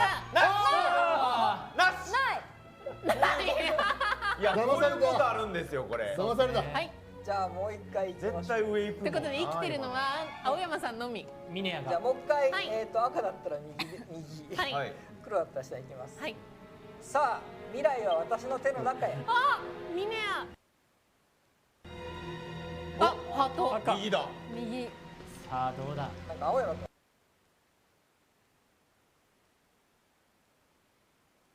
違うこと青山君は違うこと言ってあえてるけど。遠回りこれどう？を。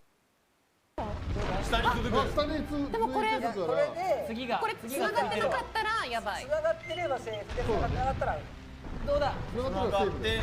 フ。て。生放送中に4回。すごい。絶対逆言って青た。山さん不正してますよ不正。だからこうえ？疑わしいことをやらないようにしてるんですけど青山さんなんかすげえツール使ってるんじゃないですかちょっと。そのコントローラーボタン1個多いんじゃないですか。全部繋がってますゼルダドットなんかいけた。 XP み4たい回へのどっち行道がっ。てもセーフでしたねさっき。どっち行ってもセーフ？さらに不正じゃないですかそれ。でも俺の装備の方がいい装備だから大丈夫。おお、またいいの出てきそう。これ初めて見たかも。ここで負けるとあれなのか。確かにいけない、負けると結局いけないなかなか面白いエンディングですよ。ここで負ける。いや結構強いですよ。青山君が頑張るから大丈夫です。あ、しかも青山さんモンスター連れて。仲間モンスター、は青山君連れて。い。いけ。しかも僧侶モフィタン。安西先モフィタンを信じてバルバルを出してますよ。生だ。ちょっと靴履いてない可能性ありますよ、モフィタン。いやこれ4回初めて目の前で見るからちょっとドキドキする。すごいな。いや4見たことないからちょっと気になります。宝物庫になってるんですか？宝の子がだけしかない。ぜひ。ここで終わりだから。先はないから。一緒だけいいんですかね。いいですいいです。はい。これ4回、まあ、4回を逆に言うとこのボス確定なの。そういうわけではない。出ない時はボス。いやボスいますね。ボス絶対いる。ボスいます。でもボスのどれかは分かんないです。なるほどね。はい。やばいやばい。まだ白いですね。すごい。みんな俺もキャラ名青山さんって名前に変えようって。いや今カードを引くの仕草はみんな取りに行ってるでしょ。確かに。確かにね。あ、まずい。大丈夫大丈夫。でもモフィタンがついてる。モフィタンがモフタン早い。青山くんの MP がそうなんですよ。赤が右ですね。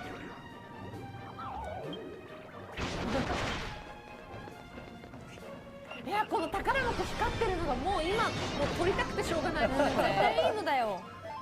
ボスそっちのけでとりあえず取りたいぐらい。すげえ緊張してきた。そうですね。倒さないと取れないんで。結構なかなか強いですね。ねいや強いです。はい。いやさすがに4回の記録はあ、色変わった色変わった。あ、まだって逃げて。黄色になった。あ、いける。いいいい。いいバルバル頑張ってる。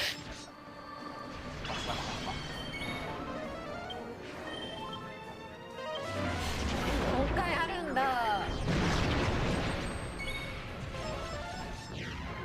これでさらにいいものが出たらさらに不正ですよね。そうですね。いい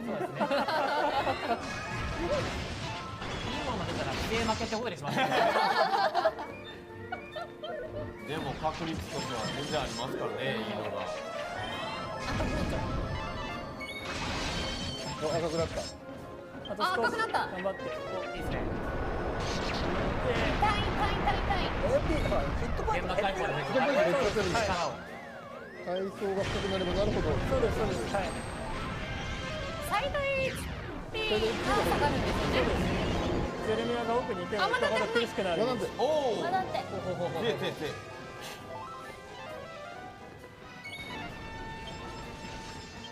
しかもなんか周りがなんかどんどん赤くまがまがしくなってきますよね。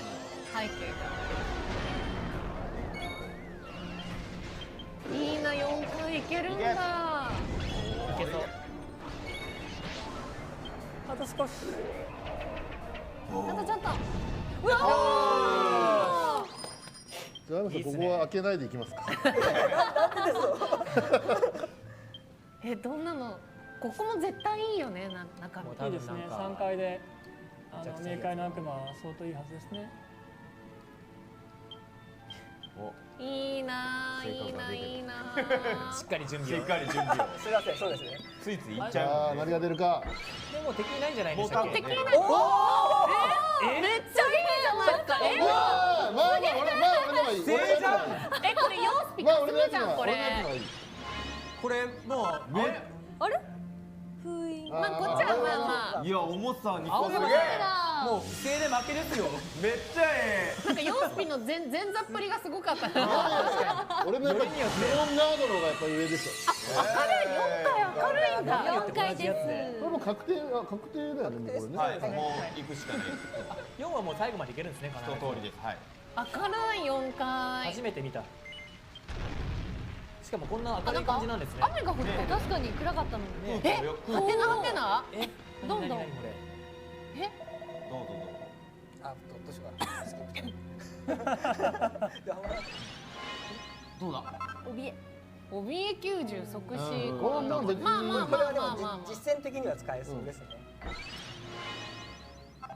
スカまあさっきのがやっぱりさっきのがすごすぎたんでもう何入れても大体霞んじゃいますんでちょっと俺の霞んじゃったんじゃないかあんなにね。ウェーイ宝箱また2つ。すげえ。まあ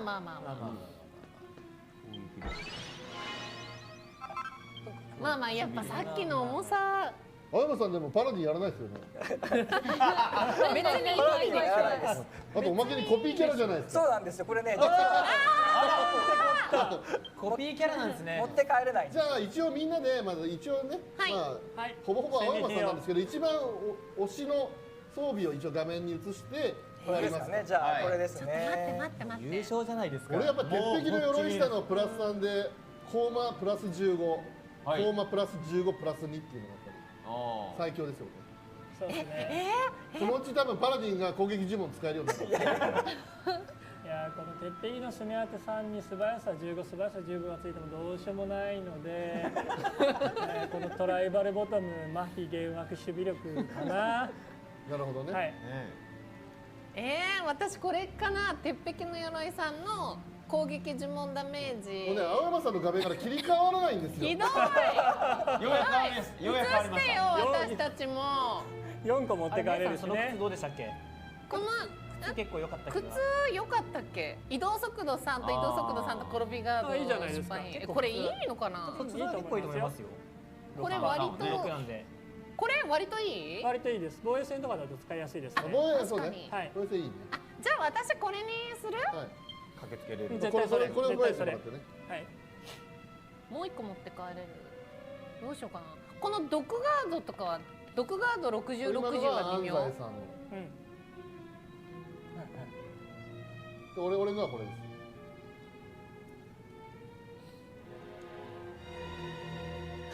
俺のこれです。魔法切ってヨスピ？コーマ。悩んでますね皆さんはいはい、これね、俺何度かこれ何度かこれ合ってるんですよ。でも多分今日見てくれてる人は多分笑いのセンスあると思う。笑いのセンスあるはずなんで、そうですね。はい、笑いのセンス何かのバージョンアップの時にこれが役立つ時が来るかもしれない。いつかそうですねいつかね。唐突に呪パラディ文をね魔法来た時にはい。存在覚えてたんコーマ大ですけどね、これ成功だよ。の。確かに。はい。はい。じゃあじゃあ OK ですか。私たちはいプライムチームはこういう結果になりました。いやもうこのコーナーおしまいじゃないねですかえ、青山さん以上が出ないような。いや、満足しちゃったよ竹岡さんなんて今まで結構4層まで行ってる。はい。言ってます。いやそれもすごいですよね本当に羨ましいじゃあ行きましょうか。これ交代して、はいベストチームはいはい。 3人がはい。ね。いやでもまあ4回はちょっと頑張りましょう。行きましょうよ。行きたいですねうん誰かしら行きましょうちょっとはい。1回はなし、4回は誰か1人ぐらいの気持ちで。いや4回本当いけないですから本当に。なんか竹若さんすごい言ってるのが本当すごい。本当に羨ましいですもん何十回やってるけど1回も行ったことないですけど俺もないよ4回。 4回ない。コメントもう1回聞きますけど4回行ったことある人の4回どれぐらいいるのかだよ。多分ねあんまいないと思うんだよ。 2回行ったって。でも本当ですかね。のすげえ多いよ。この率はすごくないですか。でも8割ぐらい行ってるんだね。皆さんそれだけやってくれてるってことですよね。 7 7回はすごいな。 7回いったらすごいですね。 7回も行ってる人は逆に何回ゼルメやったのか気になりますねあそうなんだ出る意味何で相分の何当足らないなのかと。はい。分母がすごかったらね。みんなそんなに4回行けるの？初心者大使だと運がなくて有名な和成くんが4回に行ったって言ってましたね。あ言って嘘かどうかわかんないですけど。言ったもん勝ちでもある。そう。でも4まで行くとあれだけ箱取り放題だから。いや行きたいね。やっぱいいやつが出る可能性があるそうですそうです。はいわけだよね。。箱も良くなりますんで。いやでもやっぱり鍵があと1個になった時に2つ宝箱の部屋とねハテナの部屋があったら、ワンチャン行くかね。いや攻めるんだとハテナだよね。攻めるならね。 2つ抑えに行くか攻めるかみたいな。ね。でも大体攻めてね失敗しかしない。失敗した。2つ取っといたらな青山さん超えるやつが出てたかもしれない。いやすごいでもさすがヨースピ芸人魂がね、あんだけ自慢しといて青山さんにサクッと超えられるっていう。ただ多分コメントが一番多かったのは俺だと思う。コメントが一番多かったのは俺。まあ確かに。もう終わりだっていうタイミングでね、3つ鍵取ったからね。3つ鍵は美味しいですね。3つ鍵は。なんかコツとか青山さんあります？ちゃんと確率をちょっと説明しながら言おうと思ったんですけど、あんまり、宝箱とかを先に取っちゃうと鍵を取る確率が減るので、なるべくこう空いてる部屋、あと行ける場所が多い部屋に行くのがいいと思います。行ける場所が多い部屋。だから部屋に面している部屋ってことだよね。行ける場所。真ん中、真ん中とかですね。袋小路に入っちゃうとそれだけ一回無駄になっちゃうので。なるほどね。なるほど。真ん中の部屋か。つながる通路が多くなりそうな部屋に行くといいですよね。そうですね。はい。まあでも最後はカード引いてますから。最後最後はカード引いてますから。ロジカルが通じない場合はああしてます。じゃあはい。それぞれがみんな中入ったら画面切り替えて。入りました。早いですね。大丈夫そうならゲーム画面。はい、お願いします。入ってる。鍵見えてますね。リーナさん。もう取って始めちゃっていいですかね。大丈夫です。じゃあ早速始めていきます。はい。サポート的なところから見るとリーナが一番勝ちそうですね。魔戦でいきます。何？だって斉藤 V が2人いるでしょ。はうちらのところに斉藤 V が私と竹若さんのところにいますよ。この時点で賢者の斉藤 V ですよ。この時点でちょっと出遅れた感があります。そうですか。これ1回で終わるフラグです。じゃあ僕は右側に。リーナ1回で終わりそうって言われてる。いきなり宝転箱出ちゃったび足としては今いい足なんじゃないですか。今の転びの足としてはね。これリーナやばそうじゃない？これ青山さん聞いたらあかんもんな。下の方がいいのかな。下はないよ。やばい。左上が竹若さん、右上が朝さん、そして左下がリーナの画面になっております。はい。リーナ鍵リーナやばいっすよ今。これやばいんじゃない？やばそうな。やばいっす。何やってんの？何やってんの1？ 1個目の部屋が何もなくて。朝さん勝ち確。そうですね。2層これでさすがでございます。さすがです。本当だ。早い。早い。リーナがほぼ負け確っぽいリーナんだけど。そんなことないですよ。本当？いや結構やばかったです。鍵見えてた？本当？人のテレマ見るのこんな面白いんですね。この分割で見るの面白いですね。ね、面白い。はい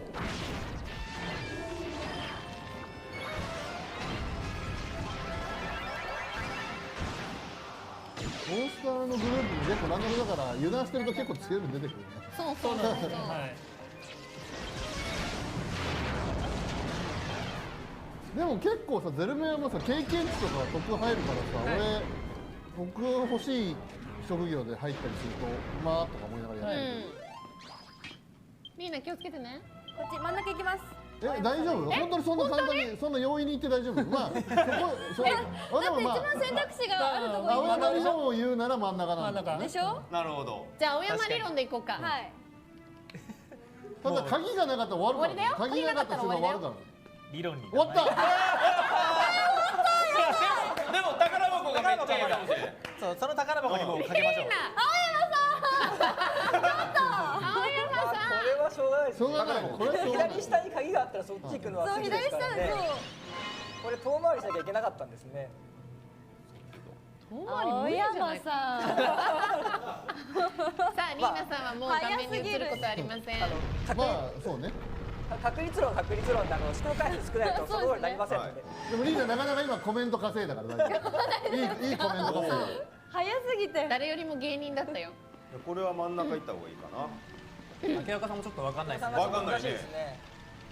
上から持った方がいいのかな。まだもしかしたら進んでしまう可能性が。可能性あるね。うわ。いやでもまだ真ん中やな。まあなんすね。 4層までいった竹岡さんの引きを。さあ竹岡さん。やばい。でも2分の1の確率でそうそう鍵2が出るんですよねそうです。よね。 2分の1だからまあ左に行くか3箇所あるんですよね。 3箇所ありますね。はいどれに行ってもいい右下もありますか左右下か右下もありますよねこれ。怖いなこれ怖いなそれは。これは3分の1か。いやいやまあそうですねで選択肢は3つですね青山さんどうすればいいですか？ 4分の2 4分ので2で鍵が鍵が入ってる。はいだから2分の1で鍵が入ってる。なるほど。やばい、3人中2人が1回死になる。これはあえて右下に行くっていうので。攻めますね。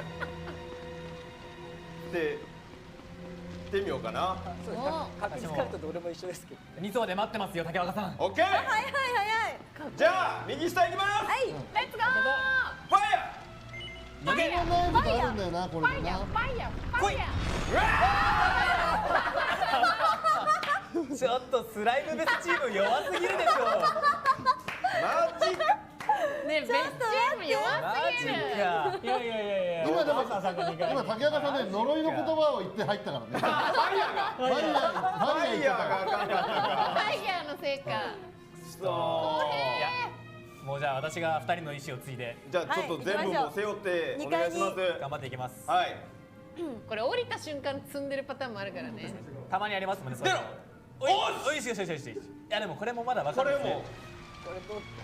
どっちが繋がってるかですそかれ上ねが袋小路だったら積み。どっちかがつながっているのは間違いないでしょうが怖えいやこれ単純な2分の1ですもんねそうですね。ここれ。れ完全にもう。まあ両方つながってる可能性もありますけどねなるほど。両方つながってる可能性もある。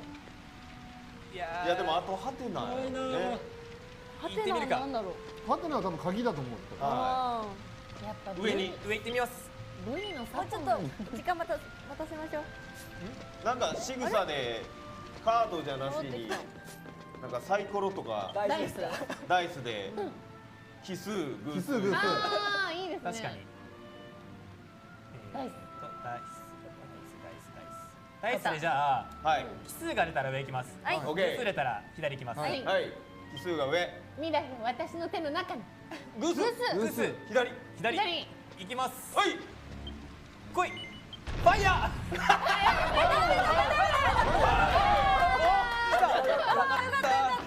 ァイヤーありがとう。よかった。ダイス後のファイヤーはいけるんだな。どっちもつながった。どっちもなかったですねただここでまあ鍵引きたいですよね本当はね。そうですね。そうですね。でもはもうなんか3分の1ですか死ぬかもしれないか何を優先するらかっていう話。箱開けとくのもありっちゃありなんですよね。いや、箱開けな。え？箱の先にある可能性も。そう箱の先にある可能性もあるんで。箱が行き止まりだったらもう箱が行き止まり絶対ないんだ。もうここだと箱の先に絶対つながってくる。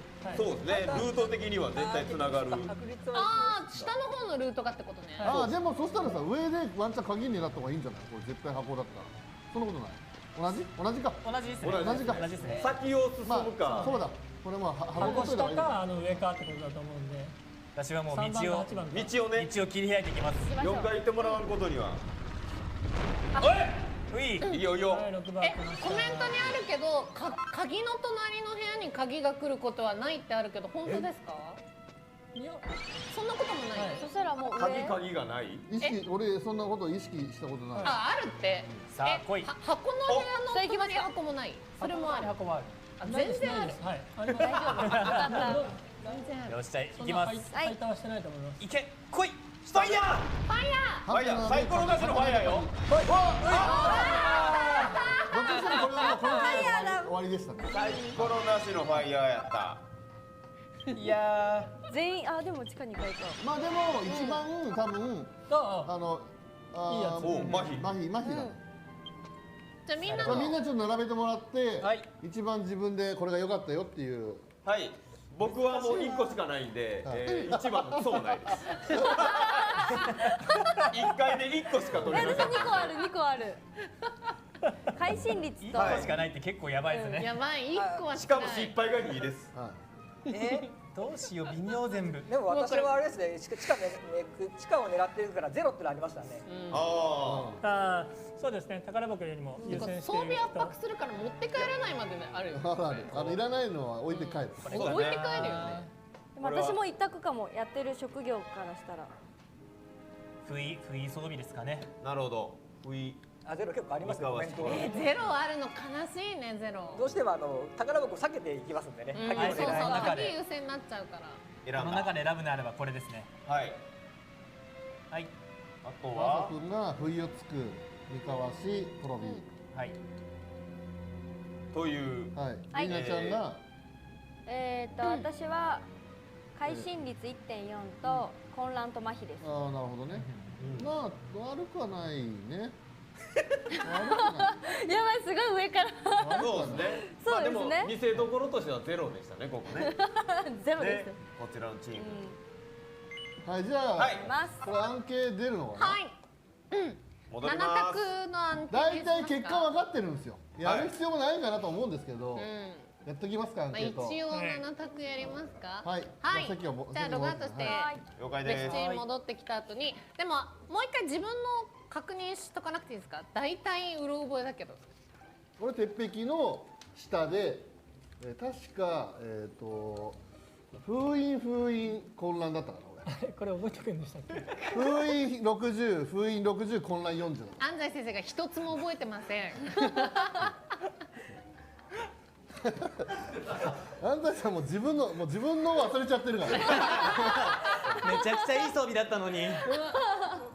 内容も忘れて装備も忘れて。なんとなくでいいですよ。なんとなくで。あ、じゃあ先私行きましょうか。ライ私バルのね上だった気がするんだよな。私でもね俺たち本人たちよりも多分見てる人たちが覚えてるんですよあ、そう、確かに人の方が覚えて大丈ます。夫。はい。はい、じゃあ強運アンケートということで誰が一番強運だったでしょうかという7択になっております。お願いします。はい、私竹若さん、栄養スピンアンズ先生、青山さん、ニーナ、はい。この中になっております。はい。ぜひアンケートご協力お願いします。ね。はい。何回かもうねどれだけの数を開いたかはいね。アンケート3にあるのかどうか。一回で終わった人。行きました。一回ですしかも1個だった。ししかも一個ね。かも1面白い人を入れてもらってもいい個。違う、面白い人入れてもらってもいいと思いますうん。なんかね。いや、結構でも装備的にはね悪くないのもありつつ。お出た。はい、結果。なんでそんな早いの？じゃあもっと結果見てみましょう。ねみんな迷ってるはずなんですけどねさあ誰が一番強運だったでしょうか。こちら。ででん。でも意外とみんなちゃんと。青山さん79.9。はい。他どうなんでリーナがキヨバーなんだよなんかあれ女の子票じゃないですおかか。しいだろじゃん。おかしいなこれ。詳しい。しかもリーナ。しかも別チームで一番頑張った朝くんが1.2。本当だよ。ちょっとおかしいおかしい。おかしい。おかしいって。頑張ったのに。頑張ってくれたのに。まあ多分青山さん以外どうでもいいと思って押したんだよ青山さん以外はどうでもいいと思ってとりあえず押しとくかみたいな。はい。多分ねリーナは一番かわいそうだと思った人が押した結果9%になったんだよあ、もうそれでもいいの。私と集めればいいの。 0.2しか変わらないです。ですね4回。悔しいな。はい。うわ恥ずかしい。ね、でも楽しかったですね。楽しかったです。やるのもね。ははいい、ということで、以上、安西先生、忘れ物はないですかのコーナーでした。じゃあ、続いてのコーナー参りましょう。はいじゃあ続いては教えて青山さん。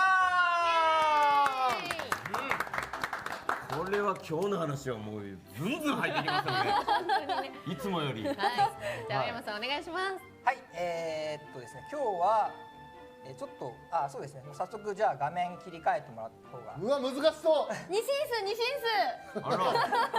プログラムそのもの、そのものについて話してるのにちょっとなんか残ってます。マシン語でしょまあそうです。まあちょっと後でじゃあ話します。はい。はい。よくまあそう詳しい人多いですねここはね。はい。まずですねゲームが何でできているかという話なんですけど、はい。まあシナリオがあり、絵があり、音があり。で詳しい人だと例えば敵の強さとかはい。モンスターの強さみたいなあと福引きのさっきのゼルメアの確率とか。はい。パラメーターでできてるんですけどおー皆さんこれだけで動いてると思ってませんかねという話でうん。これらはプログラムというものでコンピューター上で動いていますうん。はい。すべて。皆さんどうだろうここにいる人たちは知ってるかもしれないですけどねはい。まあ、このぐらいは。曲がったな今。このぐらいはな。まあじゃあこれからはじゃあプログラムって何かっていう話なんですけど、プログラマーが作って、コンピューターに与える命令、まあ命令書みたいなものですね。はい。施設柄時の指針書って初め書こうと思ったんですけど、時の指針書ってネタバレになっちゃうかもしれませんが、ある程度曖昧というか、そうですね受ける側が考える部分があるじゃないですか。コンピューターの命令、プログラムに関しては誤解の余地がないんです。なのでよくじゃない、稀に不具合とか出ますけど、あれはですね、よくって言う。よくじゃない、稀に不具合が出ますけど、あれはプログラマーが間違ってコンピューターに間違った命令を与えて、コンピューターがその通りに実行しているなるほど。ことを示すので、悪いのはプログラマーであってコンピューターではありません。はい。でこの場合は、命令、例えば「はい」「いいえ」の選択肢を出しなさいという命令を、コンピューターにして、コンピューターがそれを実行して「はい」「いいえ」の選択肢が出るという形です。なるほど。でプログラムはですねこんな感じなんですけども、ちょっとこれだとさすがにこれ解説したいんですが分かりづらいので、今日はですね今日のために私が書き下ろしてきましたプログラム。書き下ろしプログラミング C++ 言語じゃないですか。でちょっと初めに断っておくと、これプロの人が見るとかなり突っ込みどころ満載なプログラムなんですが、まあちょっとここは分かりやすさ優先ということで、色も書いてくれてる。あ、これは普通は一色なんですか。我々は3ぐらいかな。我々は色を変えてる人が多いですかね。見やすいんですね。で実はリーナさんがオーディションの時にはい C++ を書いていましたという話を、はいはい、大学でやってた。 C++ っていうのはコンピューターの言語のお約束の一つなんですけど、これも C++ で書いてるんですが、めっちゃハードル上げてくる。リーナさんがこの読める説明足りてないんですよ。これは実はもっと説明しなきゃいけないんですが、はいちょっと一旦説明なしでリーナさんがこれがどんなプログラムかっていうのをちょっとテストですか？予想してもらえますか。これは if ループがあるでしょ。ループからの if 文がずらーっと続いてて、でプレイヤーがセレクトします。はいかいいえか。で、はい。もしはいを選んだ場合、嬉しゅうございますっていう文が出る。もしいいえを選んだ場合、そんなひどいが出るっていう永遠にループするプログラミングじゃないかな。そうですね。そうです。さすがです。今みたいに誤解がやっぱないんですよね。ぴったり初めて見ても分かる形です。ここから解説していきますね。はい。まず、プログラムっていうのは上から下に読みます。はい。英語と同じですね。まあ上から下、左から右ですね。で、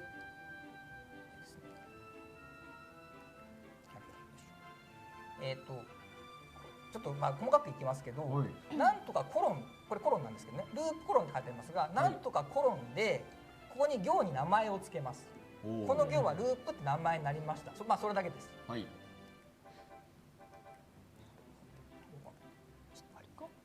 はい、次はちょっといきなりややこしいんですが、さっき if 文って言ってましたけど、if はもしって意味ですね。もしこの黒ひし形と白ひし形がこれイコール2つつながってイコールイコールになってるんですが、これ同じだったらって意味なんですね。C++ ではこう書くなんですけど、同じだったら黒四角、エルスはそれ以外だったら違ったら黒丸を実行するというお約束です。でですね、さっきでプレイヤーセレクト、はいいいえはこれはドラゴンクエスト10が作ったプログラムという想定で書いていて、要は、これは説明が必要なものでした。ではいだったら1、いいえだったら2、キャンセルだったら0になるプログラムですね。はいいいえって実は3択なの知ってました？キャンセルも。そうそう、はいがあっていいえがあってキャンセルちゃんと処理しないと不具合になりますので、3択なんですよ、はいいいえは。でちょっとまとめてみます。はいには2択でしょ。はいといいえと例えば×とかB ボタンを押してキャンセルすると、キャンセルもちゃんと処理しないとプログラムとしてはおかしくなります。ここには書いてないです。3択目。まあキャンセルになる、キャンセルはその×ボタンを押すとかで。あ、そっかそっか。あ、そっかそっか。ルーラーとかを途中でキャンセルとかはいした。でまあちょっと書き直してみました。if1 イコールイコールの形だったんでひし形が1だったら四角を実行、ひし形が1以外だったら丸を実行ですね。はいではいは1、EA は2、キャンセルは0。さてこれがパズルです。このパズルを組み合わせるのがプログラム。もう私なんか楽しいと思うところですね。ほわかりますかね皆さん。ちょっとう。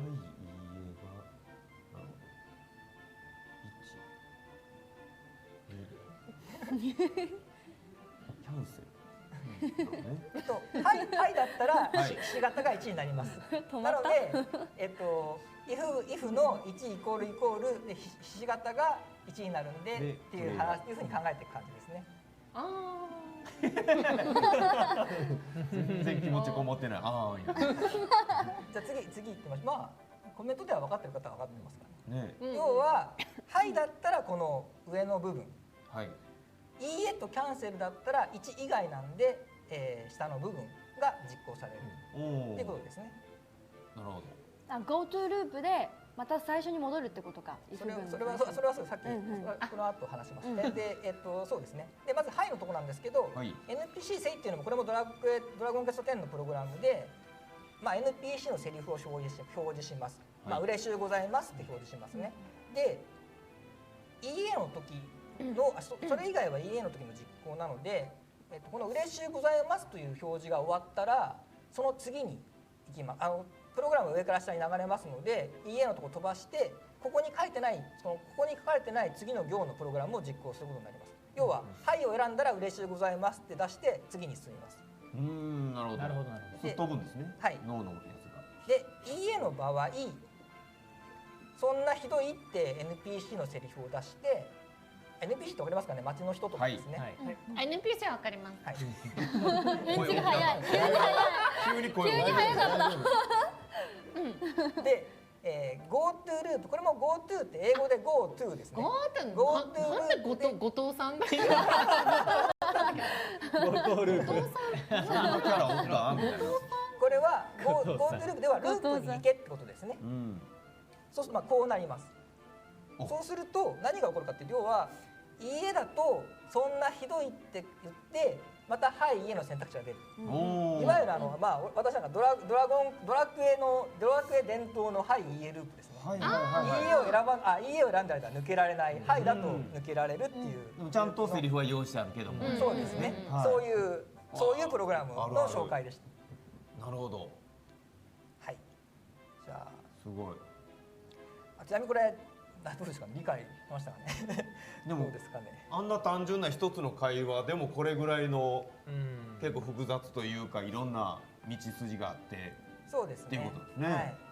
で私これまあ今ちょっとモヤモヤしてる方もいらっしゃると思うんですけど、私プログラムの勉強をし始めたの中学2年生の時だったんですが、半年かかりました。理解するのに。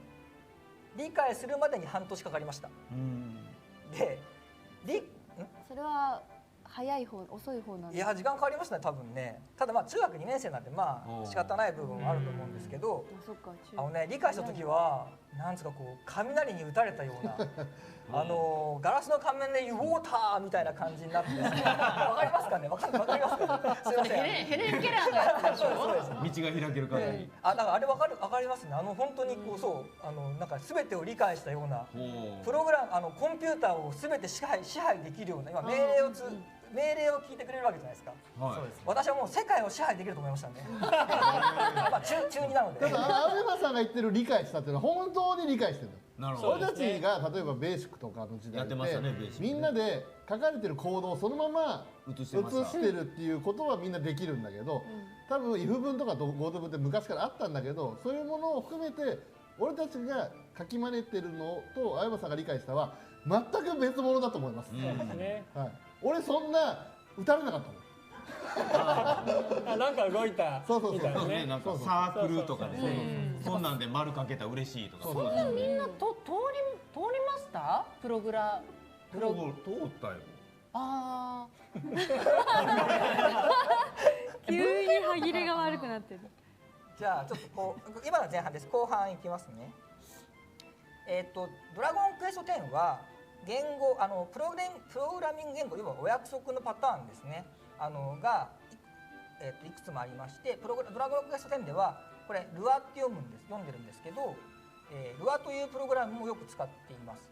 この2種類が一番多く使っている言語になっています。これ比べて見て分かると思うんですけど、コロンの数とかカッコの数が違うんですけど、ほぼ同じ形をしているんですね。はい。で言語によってこういう表現が得意とか不得意とかがあるんですよ。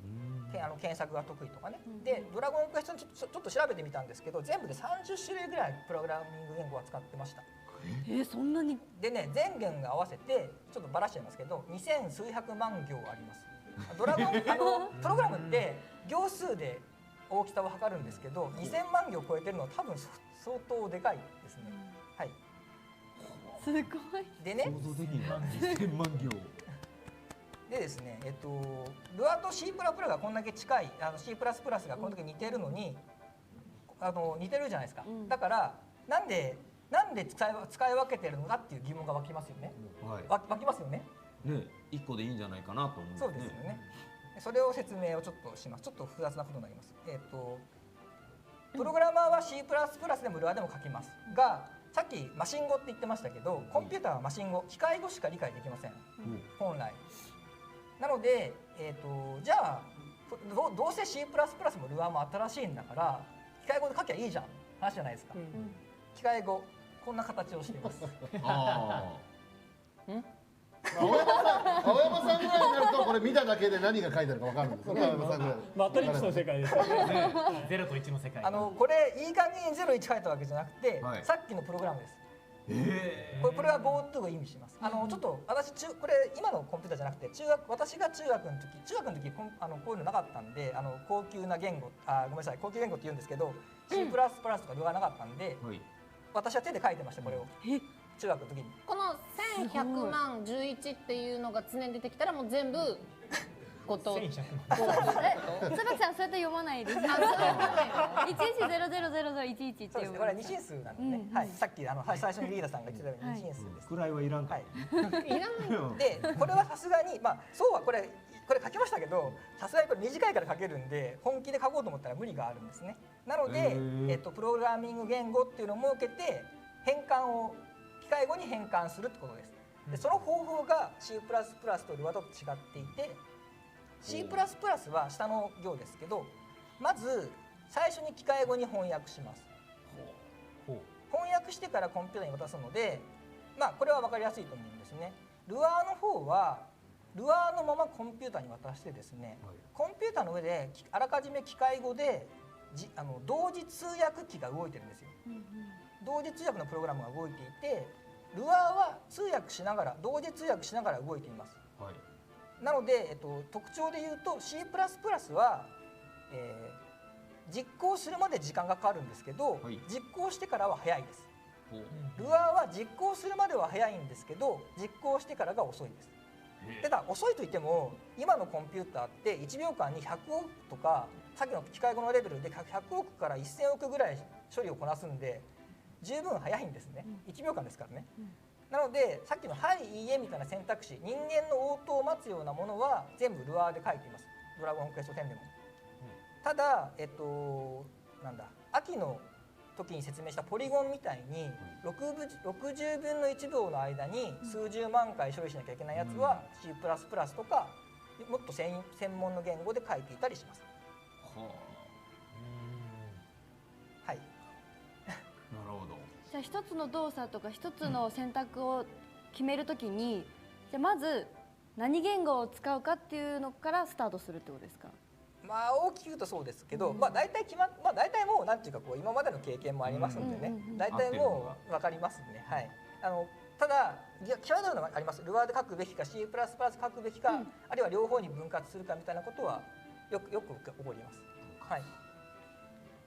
あとうちに関してはプログラマーも書きますけど、ルアーに関してはプランナーも書いてるんで、結構プランナーにも割とこの辺の力は求められる場合もあります。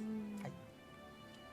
はい、でですね、今プログラムにそれで今見て聞いてですね、興味をプログラマに興味を持ってくださった方はスクエアエニックスプログラムを募集中ですのでですね。コメントで何人かいそうでしたよ。ああわかるよ。わかるよみたいな。さすがに今興味持って勉強を始めたばっかりだとさすがにその採用できないと思いますけど、まあちょっと3月ですからね、4月からちょっと勉強してもらってぜひね受けてほしいなと思っています。今なら私これ実際はサイト見ると私が目印になってますんで、ぜひ応募してほしいと思います。はい。まあ青山さんと一緒に働きたい人はね、今すぐこちらの電話番号に電話してください。電話じゃない。書いてないな。はい。じゃああとちょっと全然今ので以上なんですけど、お知らせが1点ございます。ですね、これ私発案でちょっと今進めてるんですけども、冒険者の皆様とより深くお話をできる機会を設けようと思いまして、座談会を開催させていただくことにしました。お呼びできるのが多分10名様程度になってしまうと思うんですけれど、話された内容に関しては冒険者の広場でも公開予定ですし、来ていただいた方にぜひブログとか SNS で公開していただきたいと思っています。詳しくは目覚めし冒険者の広場にてご確認、これから多分情報出ると思いますのでご確認ください。C++ が書けないとダメとか。ない。これごめんなさい。わかんない。信号で会話するみたいな。テストが。はい。今日この頃からは以上です。はい。すごい。座談会。すごいリーナがすごい楽しそう。すごい楽しいです。リーナいつもお家でもプログラミングとかしてるの？それすら出てこない。なんでさ一時さなんだろう花粉症の薬みたいなところに止めるの。プログラムみたいな。あとアルファベット付けや。最近ユニティっていうのをいじり始めていて、ユニティ多分ドラクエもユニティ使って作ってる。ドラゴンクエスト10は使ってないんですけど、APP の方使ってますよね。使ってないんですけ別ど、の似たようなやつを使ってる。なるほど。なんですけど、ユニティっていうのは有名な。フォボスってやつなんですけどね。そうですね。うちはそうですけど、ユニティっていうのは要はゲームエンジンっていうんですけど、ゲームを作るためのそのツールというか、比較的簡単にゲームが作れるもの。初心者でもできるツール。そうですね。まあ有名なのだとね、ユニティはもちろんだけど、アンリアルとかね、いろいろドラゴンクエスト11はアンリアルエンジンを使いました。はい。でもユニティも結構いろいろできるようになってきてるからね。そうですよね。お金払えば結構いろいろ面白いのができるので。それを使ってるのはすごいと思いますね。まあ全然克服できてないです。難しいです。なるほど。はい。プロも使ってるものですからね。プロのゲームクリエイターが使ってるものですから。勉強になりました。ありがとうございます。本当に棒読みですごい棒読み。本当に私機械たちの言葉があるって知らなかったから。専用のね。素晴らしいです。機械だから11万みたいな。そうなんか外国人みたいな感覚。なるほど。でもそれでいいと思います。それでいいと思いますよ実際。レンさんの言葉がわからない。だって機械がマスターしたら機械と話せるってことでしょ？そういうことです。そういうことですよね。そう。命令を出しやすくなる。そうだから身近な存在になったな今日っていうね。はいありがとうございます。光の速さで締めたよね。めっちゃ早い。はい。じゃあ青山さんのコーナーでした。続いてはこちら。はい、アストルティア冒険塾。はい、ということで、ここからは最近ドラゴンクエスト10を始めた方や、カムバックさんの、冒険に役立つコンテンツやシステムを改めてご紹介していきたいと思います。便利ツールなんかについてもちょいちょいご紹介したりしているんですが、今回は目覚めし冒険者の広場をご紹介したいと思います。じゃあ、ヨスピお願いします。じゃあ画面変わるかなこれ。変わった。はい、で、もちろんね、もうたくさん遊んでるよ。目覚めし冒険者の広場なんて毎日行ってるよっていう方にはもう馴染み深いところだと思うんですけど、こんな機能もあったのねっていうところを今回ちゃんと一回ご紹介した方がいいかなと思ってご紹介差し上げます。はい、まずはこちらですね。はい、行ったことないっていう人は多分あんまりいないと思うんですけれども、こちら目覚めし冒険者の広場がドラゴンクエスト10の公式プレイヤーが集まるサイトになっております。はい。で、こちらですね、アップデートとかそのイベントの情報なんかはもちろんなんですけれども、はい写真コンテストとか、あと大討伐イベントなどのいわゆるゲーム連動イベントなんかの告知もこちらでやってますし、おしゃれアイテム購入できる DQ10 ショップの入り口もこちらですね。で、当たり前なんですけれども、自分のキャラクターデータなんかを、一覧できるところもありますので、ゲームをより楽しんでいただくためにはぜひですね、冒険者の広場を一度覗いていただきたいなと思ってます。はいはい、続きまして、でその中でも特におすすめなのが、ちょっと文字小さいんで実際にこれログインしていっていただきたいんですけど、その中でもですね、おすすめのお役立ち機能1ということで、冒険備忘録というのがあります。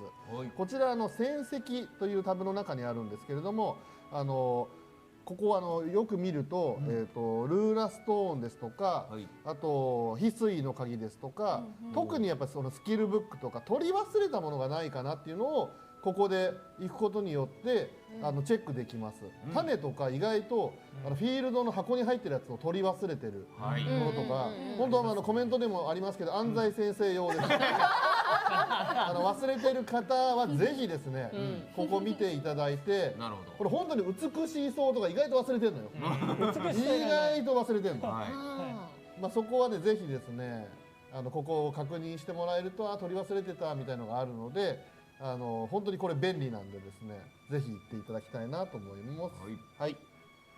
で、あとはですね、チャガナでまた取れるもの、入手したことがある季節イベントの装備なんかをゴールドで再購入できるんですけれども、自分がどの商品を購入できるかっていうのが一覧で分かるようになっております。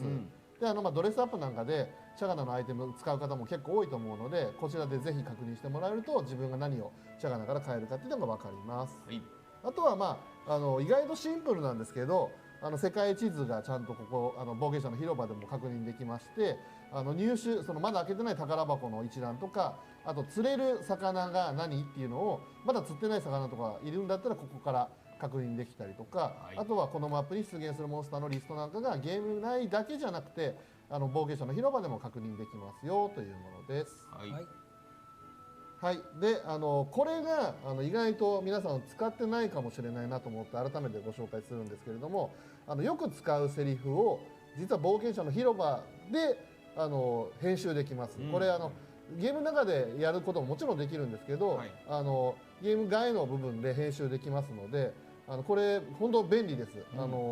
かなり前からあるんですけど、そのセリフと仕草と顔の表情、あとはその変更メッセージのタイミングですね。はいそれを全部設定できるので、これぜひ使ってもらえるといろいろゲームの中でのコミュニケーションを取る遊びとしてもできると思いますんで、お時間があればここでぜひですね使ってみてください。なるほどはい。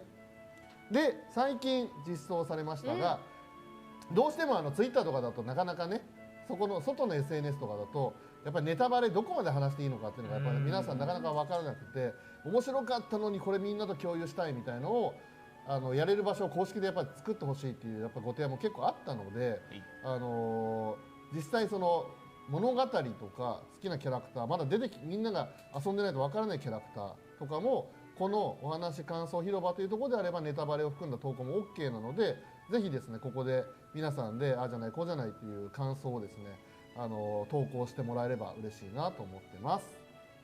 はい、というわけで、私からは、以上です。何はなくとも目覚まし冒険者の広場をぜひチェックしていただきたいなというところで、私からの、お願いは以上となります。ありがとうございました。よすみありがとうございました。以上アスルティア冒険塾でございました。では続いてのコーナー参りましょう。はい超バトルチャレンジ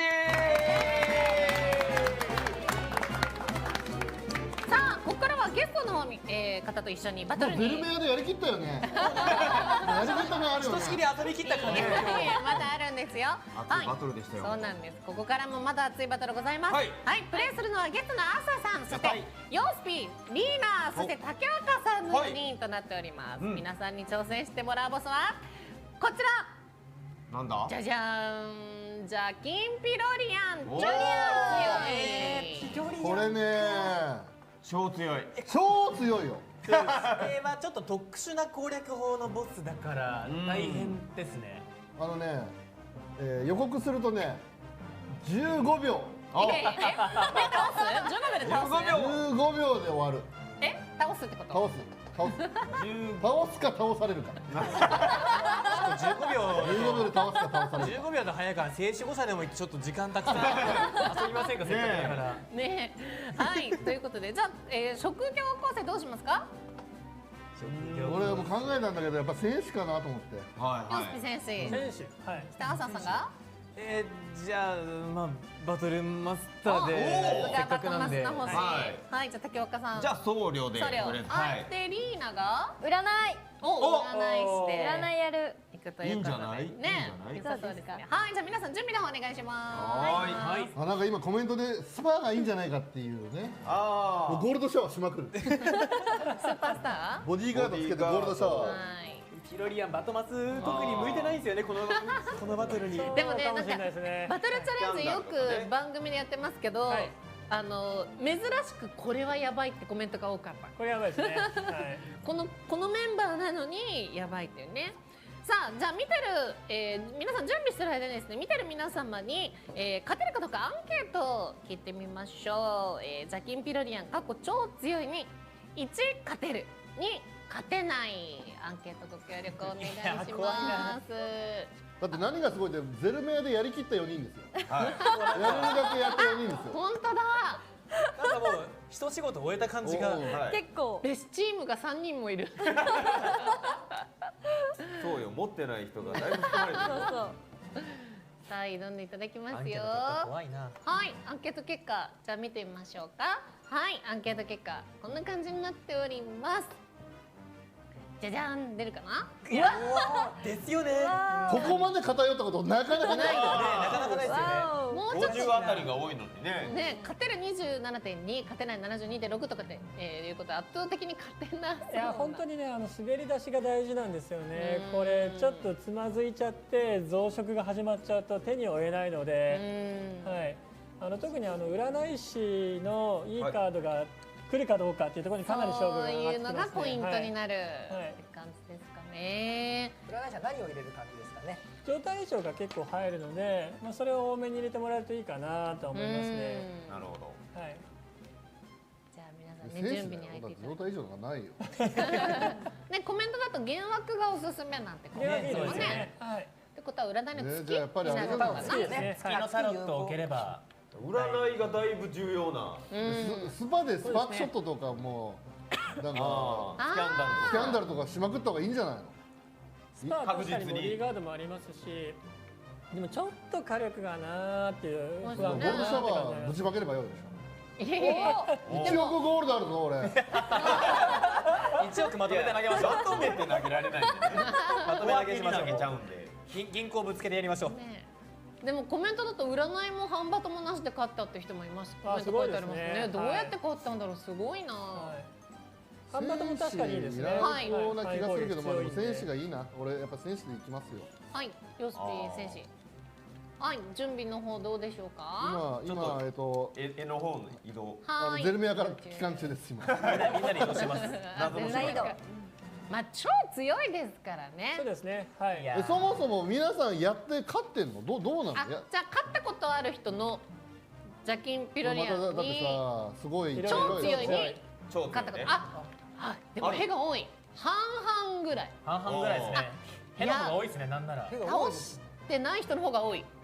あ、諦めましたって人も多い。しかもこれ3分で倒せとかっていうかなり厳しい条件がついてますんで、うんなかなか厳しいですね本当に。今回その条件も達成狙っていく感じですか。そうですね。はい。なるほど。なるほど。じゃあ厳しい。いやいや、安西先生適当に言ったけど別に条件関係ないですよ。勝てばいい。勝てばいいよ。クリアしなくてもいいですそうね。じゃあそれでいきましょう。はそれ埋めるためにやってるわけ。そう。い。今回倒しきると。いやもう下手したらそれ以前どのぐらい持つかどうかみたいな。そうですね。勝てばもう30分かかっても大丈夫だよということで。いや頑張っていただきたい。もちろんねできたら勝てたら盛り上がりますけども、はなんだっけ対戦するのはジャケンピロリアンケンピロリアン超ベリンダとブレンダでいいよ。違います違う違う違いますベリンダとブレンダじゃなかったっけ。違いますじゃあこれか。比較変えようとしてるよね強さは普通でいいんだっけ。違います普通じゃない超強いです何回も言ったでしょじゃあ一応じゃあ俺が今誘うんで、はいあ違う違うご飯食べようご飯あ、そうですね。食事も一応食べておきますか。あ最初私も一応保険でハンマー持っときます。念のためそうだねテンパ踊り子もおすすめってコメントありました月が出るまでは。そうだね。踊り子いいですね。そしたらへもう両手でいいよ。テンパ踊り子ってことはパラディンと天地雷鳴天地ラミュシが2人はいへいいですか準備大丈夫。テンテン大丈夫です心の準備もできました。じゃあこれ誘ったらすぐゲーム画面切り替える感じ。でも天地雷鳴2人はどうなんだろうな。2人は召喚2人できないゲンマが1人ですからね。ねゲンマ食べてるご飯食べなくていい？ねゲンマ大丈夫です大召喚できないけど強いってことなのかでもまあ確かにパラディンがダメージ防いでる間に。じゃあもうそろそろ画面変わった瞬間に切り替えてください。はい良きところで。はい押していいですか。はいどうぞ。な押しまはーいおす。仲間揃いました。はいうん。さあどうはいなる。 OK です。よし。入りますよし頑張ろう。じゃあ画面の方お願いしますさあ皆さんね瞬殺は嫌だな。 15秒ね。 15秒一気に片付けるぜ。一気に片付けられないでね危ない危ない危ない危ない危ない危ない危ない危ない。月入った月入ったうわ怖い怖い怖い怖い怖い怖い怖い怖い帰るか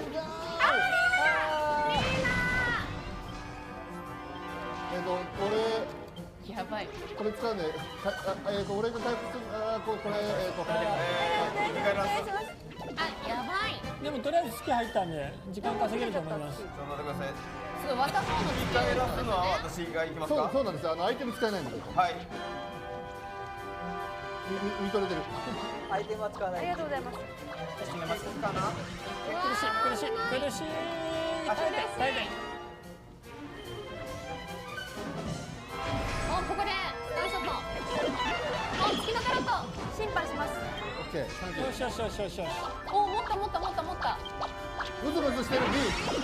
ナイスナイスナイス。ナイスキャンション15秒経過。もうちょっともっともっとよしいける。増えてない増えてない。さすがサーお増えてない増えてない増えてないよ。増えたらいい感じですね。これいけるんじゃないムズムズし。あむずむずむずはいはいはい。むずあ、かけられたかけられた。もう一回いける。おーナイスナイス。じゃあ攻撃に行くんで力をリーナちゃんいけたら俺にくださ。はいい力出たらあとごめんこれ終わったら俺がフォロー入る。ムズムズどれムズムズどれ。やばいやばいやばい。ムズムズどれ。あ違う違う違う違う。あ増えた。次ムズムズどれ。誰か。まだ大丈夫。誰かまだいけるまだいける。ムズムズどれムズムズ。むずむずやばいシームズムズ。止めろ止めろ。まだいけるまだいけるまだいける。次まで。ムズムズ来ないムズムズ来てない来てない来てないムズムズ来てない。まだ来てないです。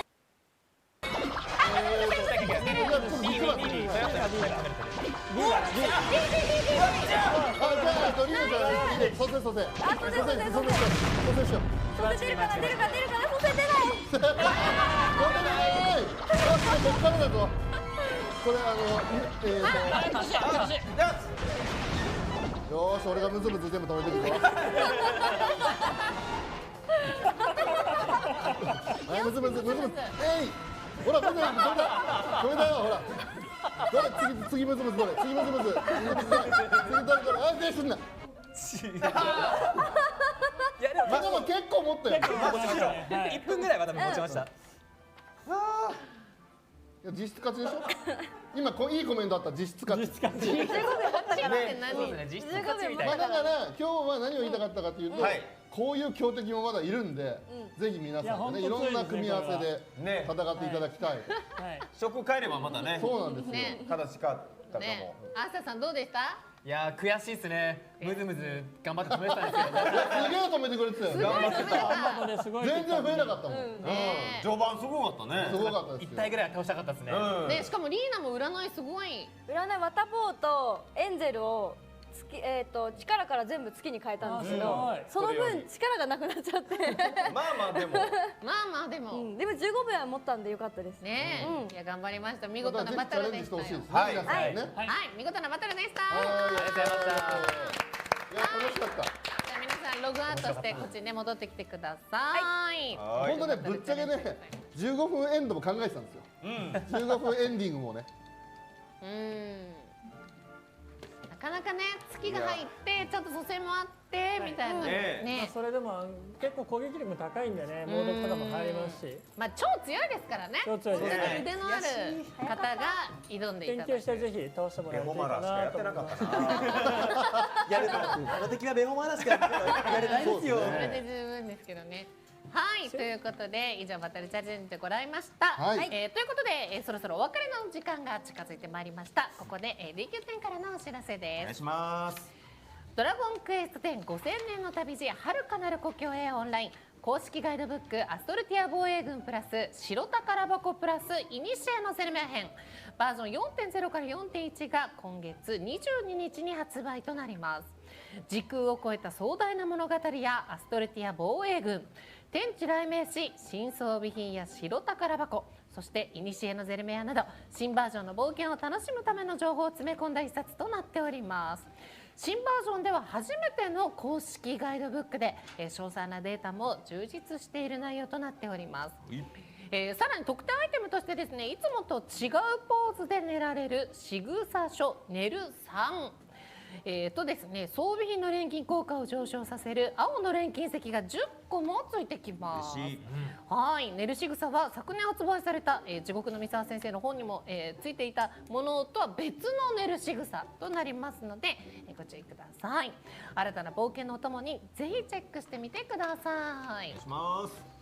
さあ続いてはこちら第6期初心者大使のみんなも使用しておりますドラゴンクエスト10ノートパソコンメタルスライムエディションなんですが、ご好評につき店舗での販売分はなんと完売、しておりまして現在はネットショップのみの在庫、ネットショップの在庫のみとなりました、こちらの PC なんですがシルバーを基調に背面やタッチパッドにメタルスライムをあしらい特別感がありながらも使いやすいデザインとなっていますまた購入特典のインゲームアイテムこちらもメタル尽くしの6点となっております、おしゃれ装備でつけられるギュッとハグリンは、伸びたり動いたりしてとっても可愛いです、これ写真がありますねはいこちらですね、はい右下がギュッとハグリンですねあれは大丈夫なんですかでもここにくっついてるだけで経験値がバンバン入ってくる。いや入ってこないですよ幸せの靴的な吸われてそうですね。座れてそう逆にゲストになりそうですね。ね座れて。はい、こんなね6点セットとなっておりますこちらの特製のパソコン在庫も残りわずかとなっておりますので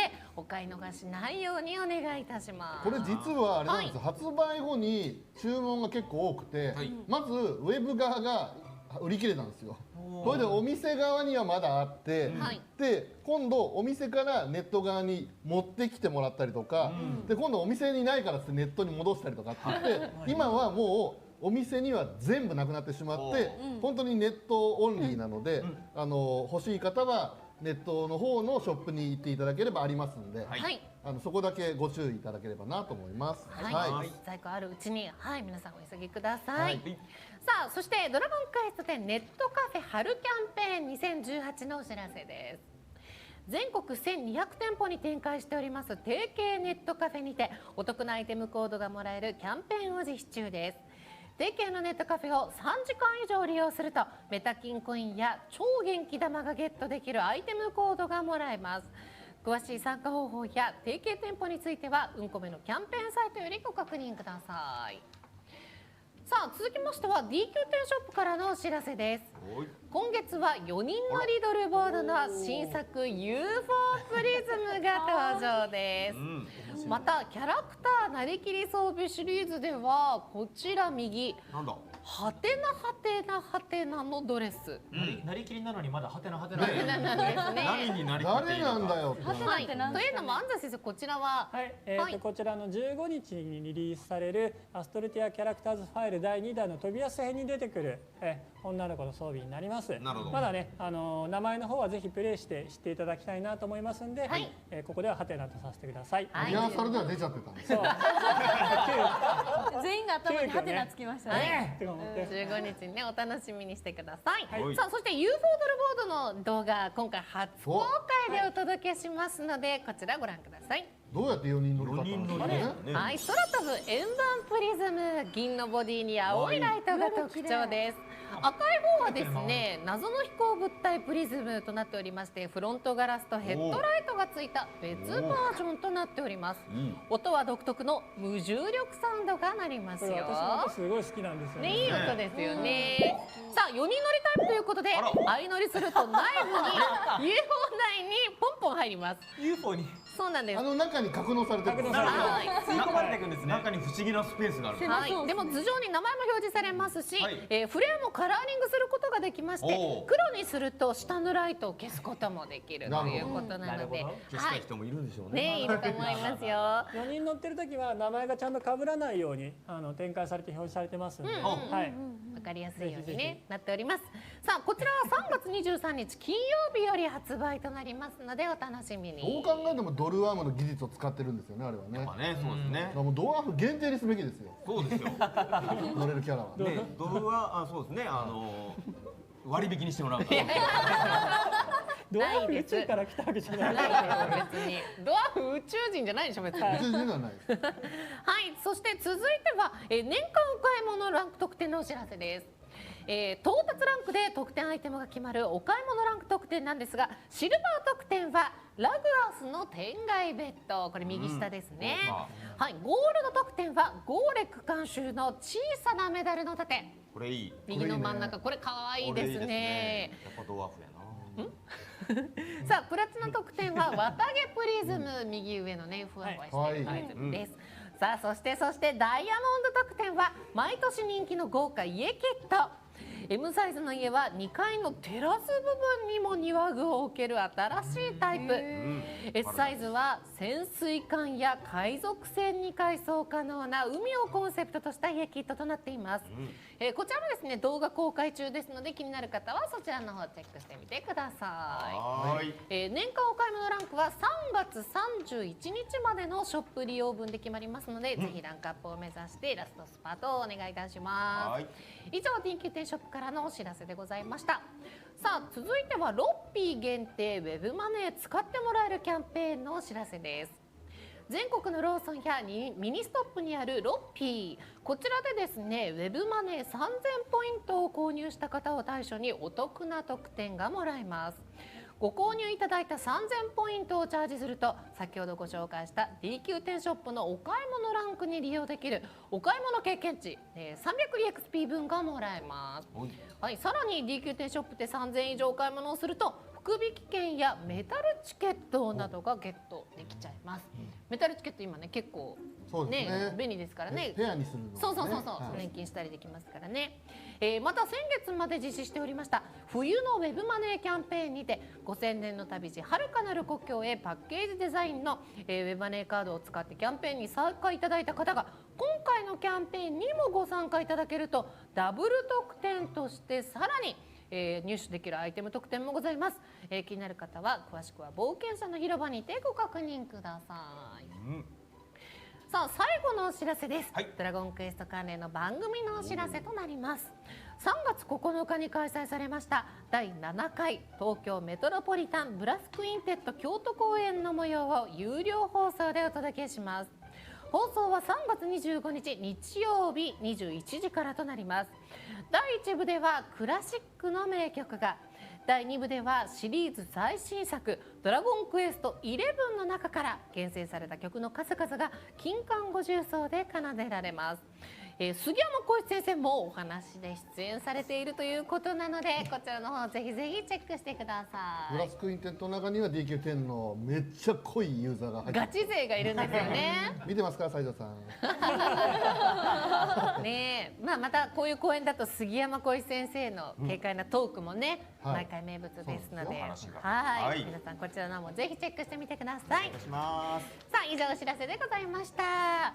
じゃあ最後に皆さんから一言ずつ感想を伺っていきたいと思います。じゃあ今日ゲストでお越しくださいました赤さん、今日いかがだったでしょうか。はい、久しぶりに DQ10TV 出させていただいて、なんかすごいこの和気あいあいした感じ、懐かしい感じで非常に楽しい時間を過ごさせていただきました。ちょっとねピロリアン本当に悔しいんで、悔しいね、もう一回やりたいね。またちょっとなんか、今日帰った後にもう一回みんなで行きましょう。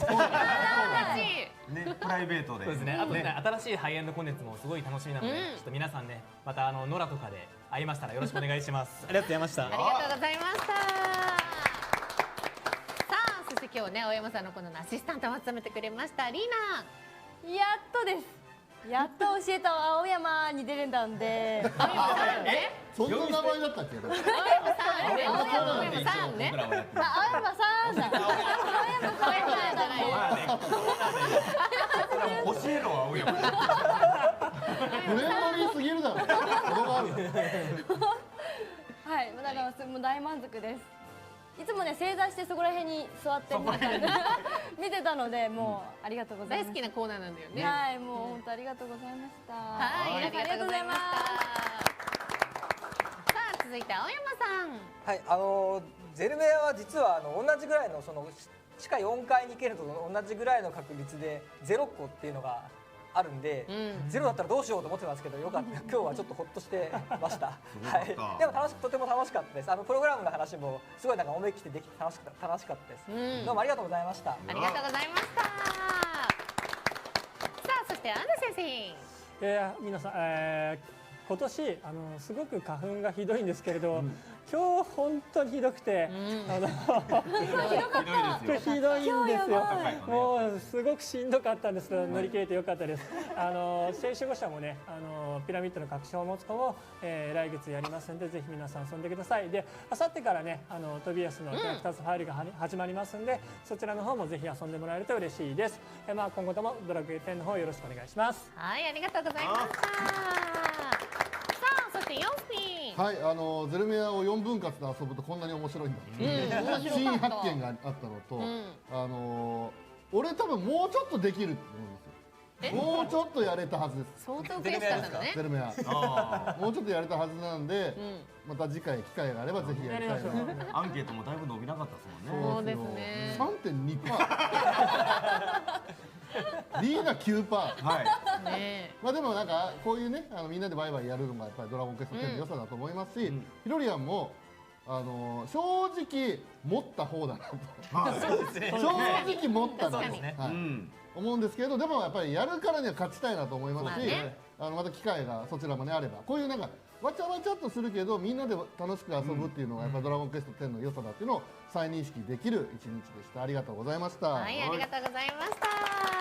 いい目標が。はい、竹岡さんもいかがでした？そうですね、今日もいろんな楽しい情報ありまして、まあちょっと残念なのはゼルメアのところと、斎藤 V がいなかったっていうことで、まあゼルメア1回で終わったのをこの間 V さんと一緒にご飯行ったから、そっからこう運がおかしくなったのかな。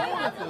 あとサポで連れてるからダメなんです。そうなんですよ。だって V サポ連れてった人ほとんどダメです。なんですよ。はい。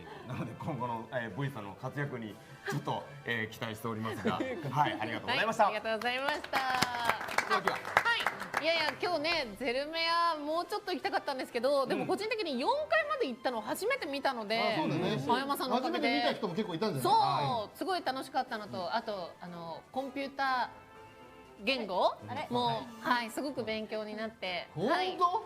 今度クイズ出すよ。ね、簡単なね。はい、ちょっとプログラマーもやろうかなとかね思ったり思わなかったりって感じで。思ってない。言葉が使えてる。はい、ごめんなさい、文系なんでね。はい、そして今日 V がいないので、そうヨスピじゃあ。改めてね冒頭でお話しましたけれども、蒼天の空の11巻が発売になりました。こちらのねかっこいい装備がもらえたりもしますので、特典がはい、ぜひですね買って読んでいただければおしゃれなと思います。な双角はい、そうなんですよ。こういうはい、ピヨンかっこいいトナカイみたいな、はい。ぜひですね、はい読んでいただければなと思います。V さんの代わりに宣伝します。はいやったはい、はい、ありがとうございます。ということで本日最後までご覧いただきまして本当にありがとうございました。ありがとうございそれではまた次回の超 DQ10TV でお会いしましょう。さようなら。さようならバイバイ悔しい。勝ちたい。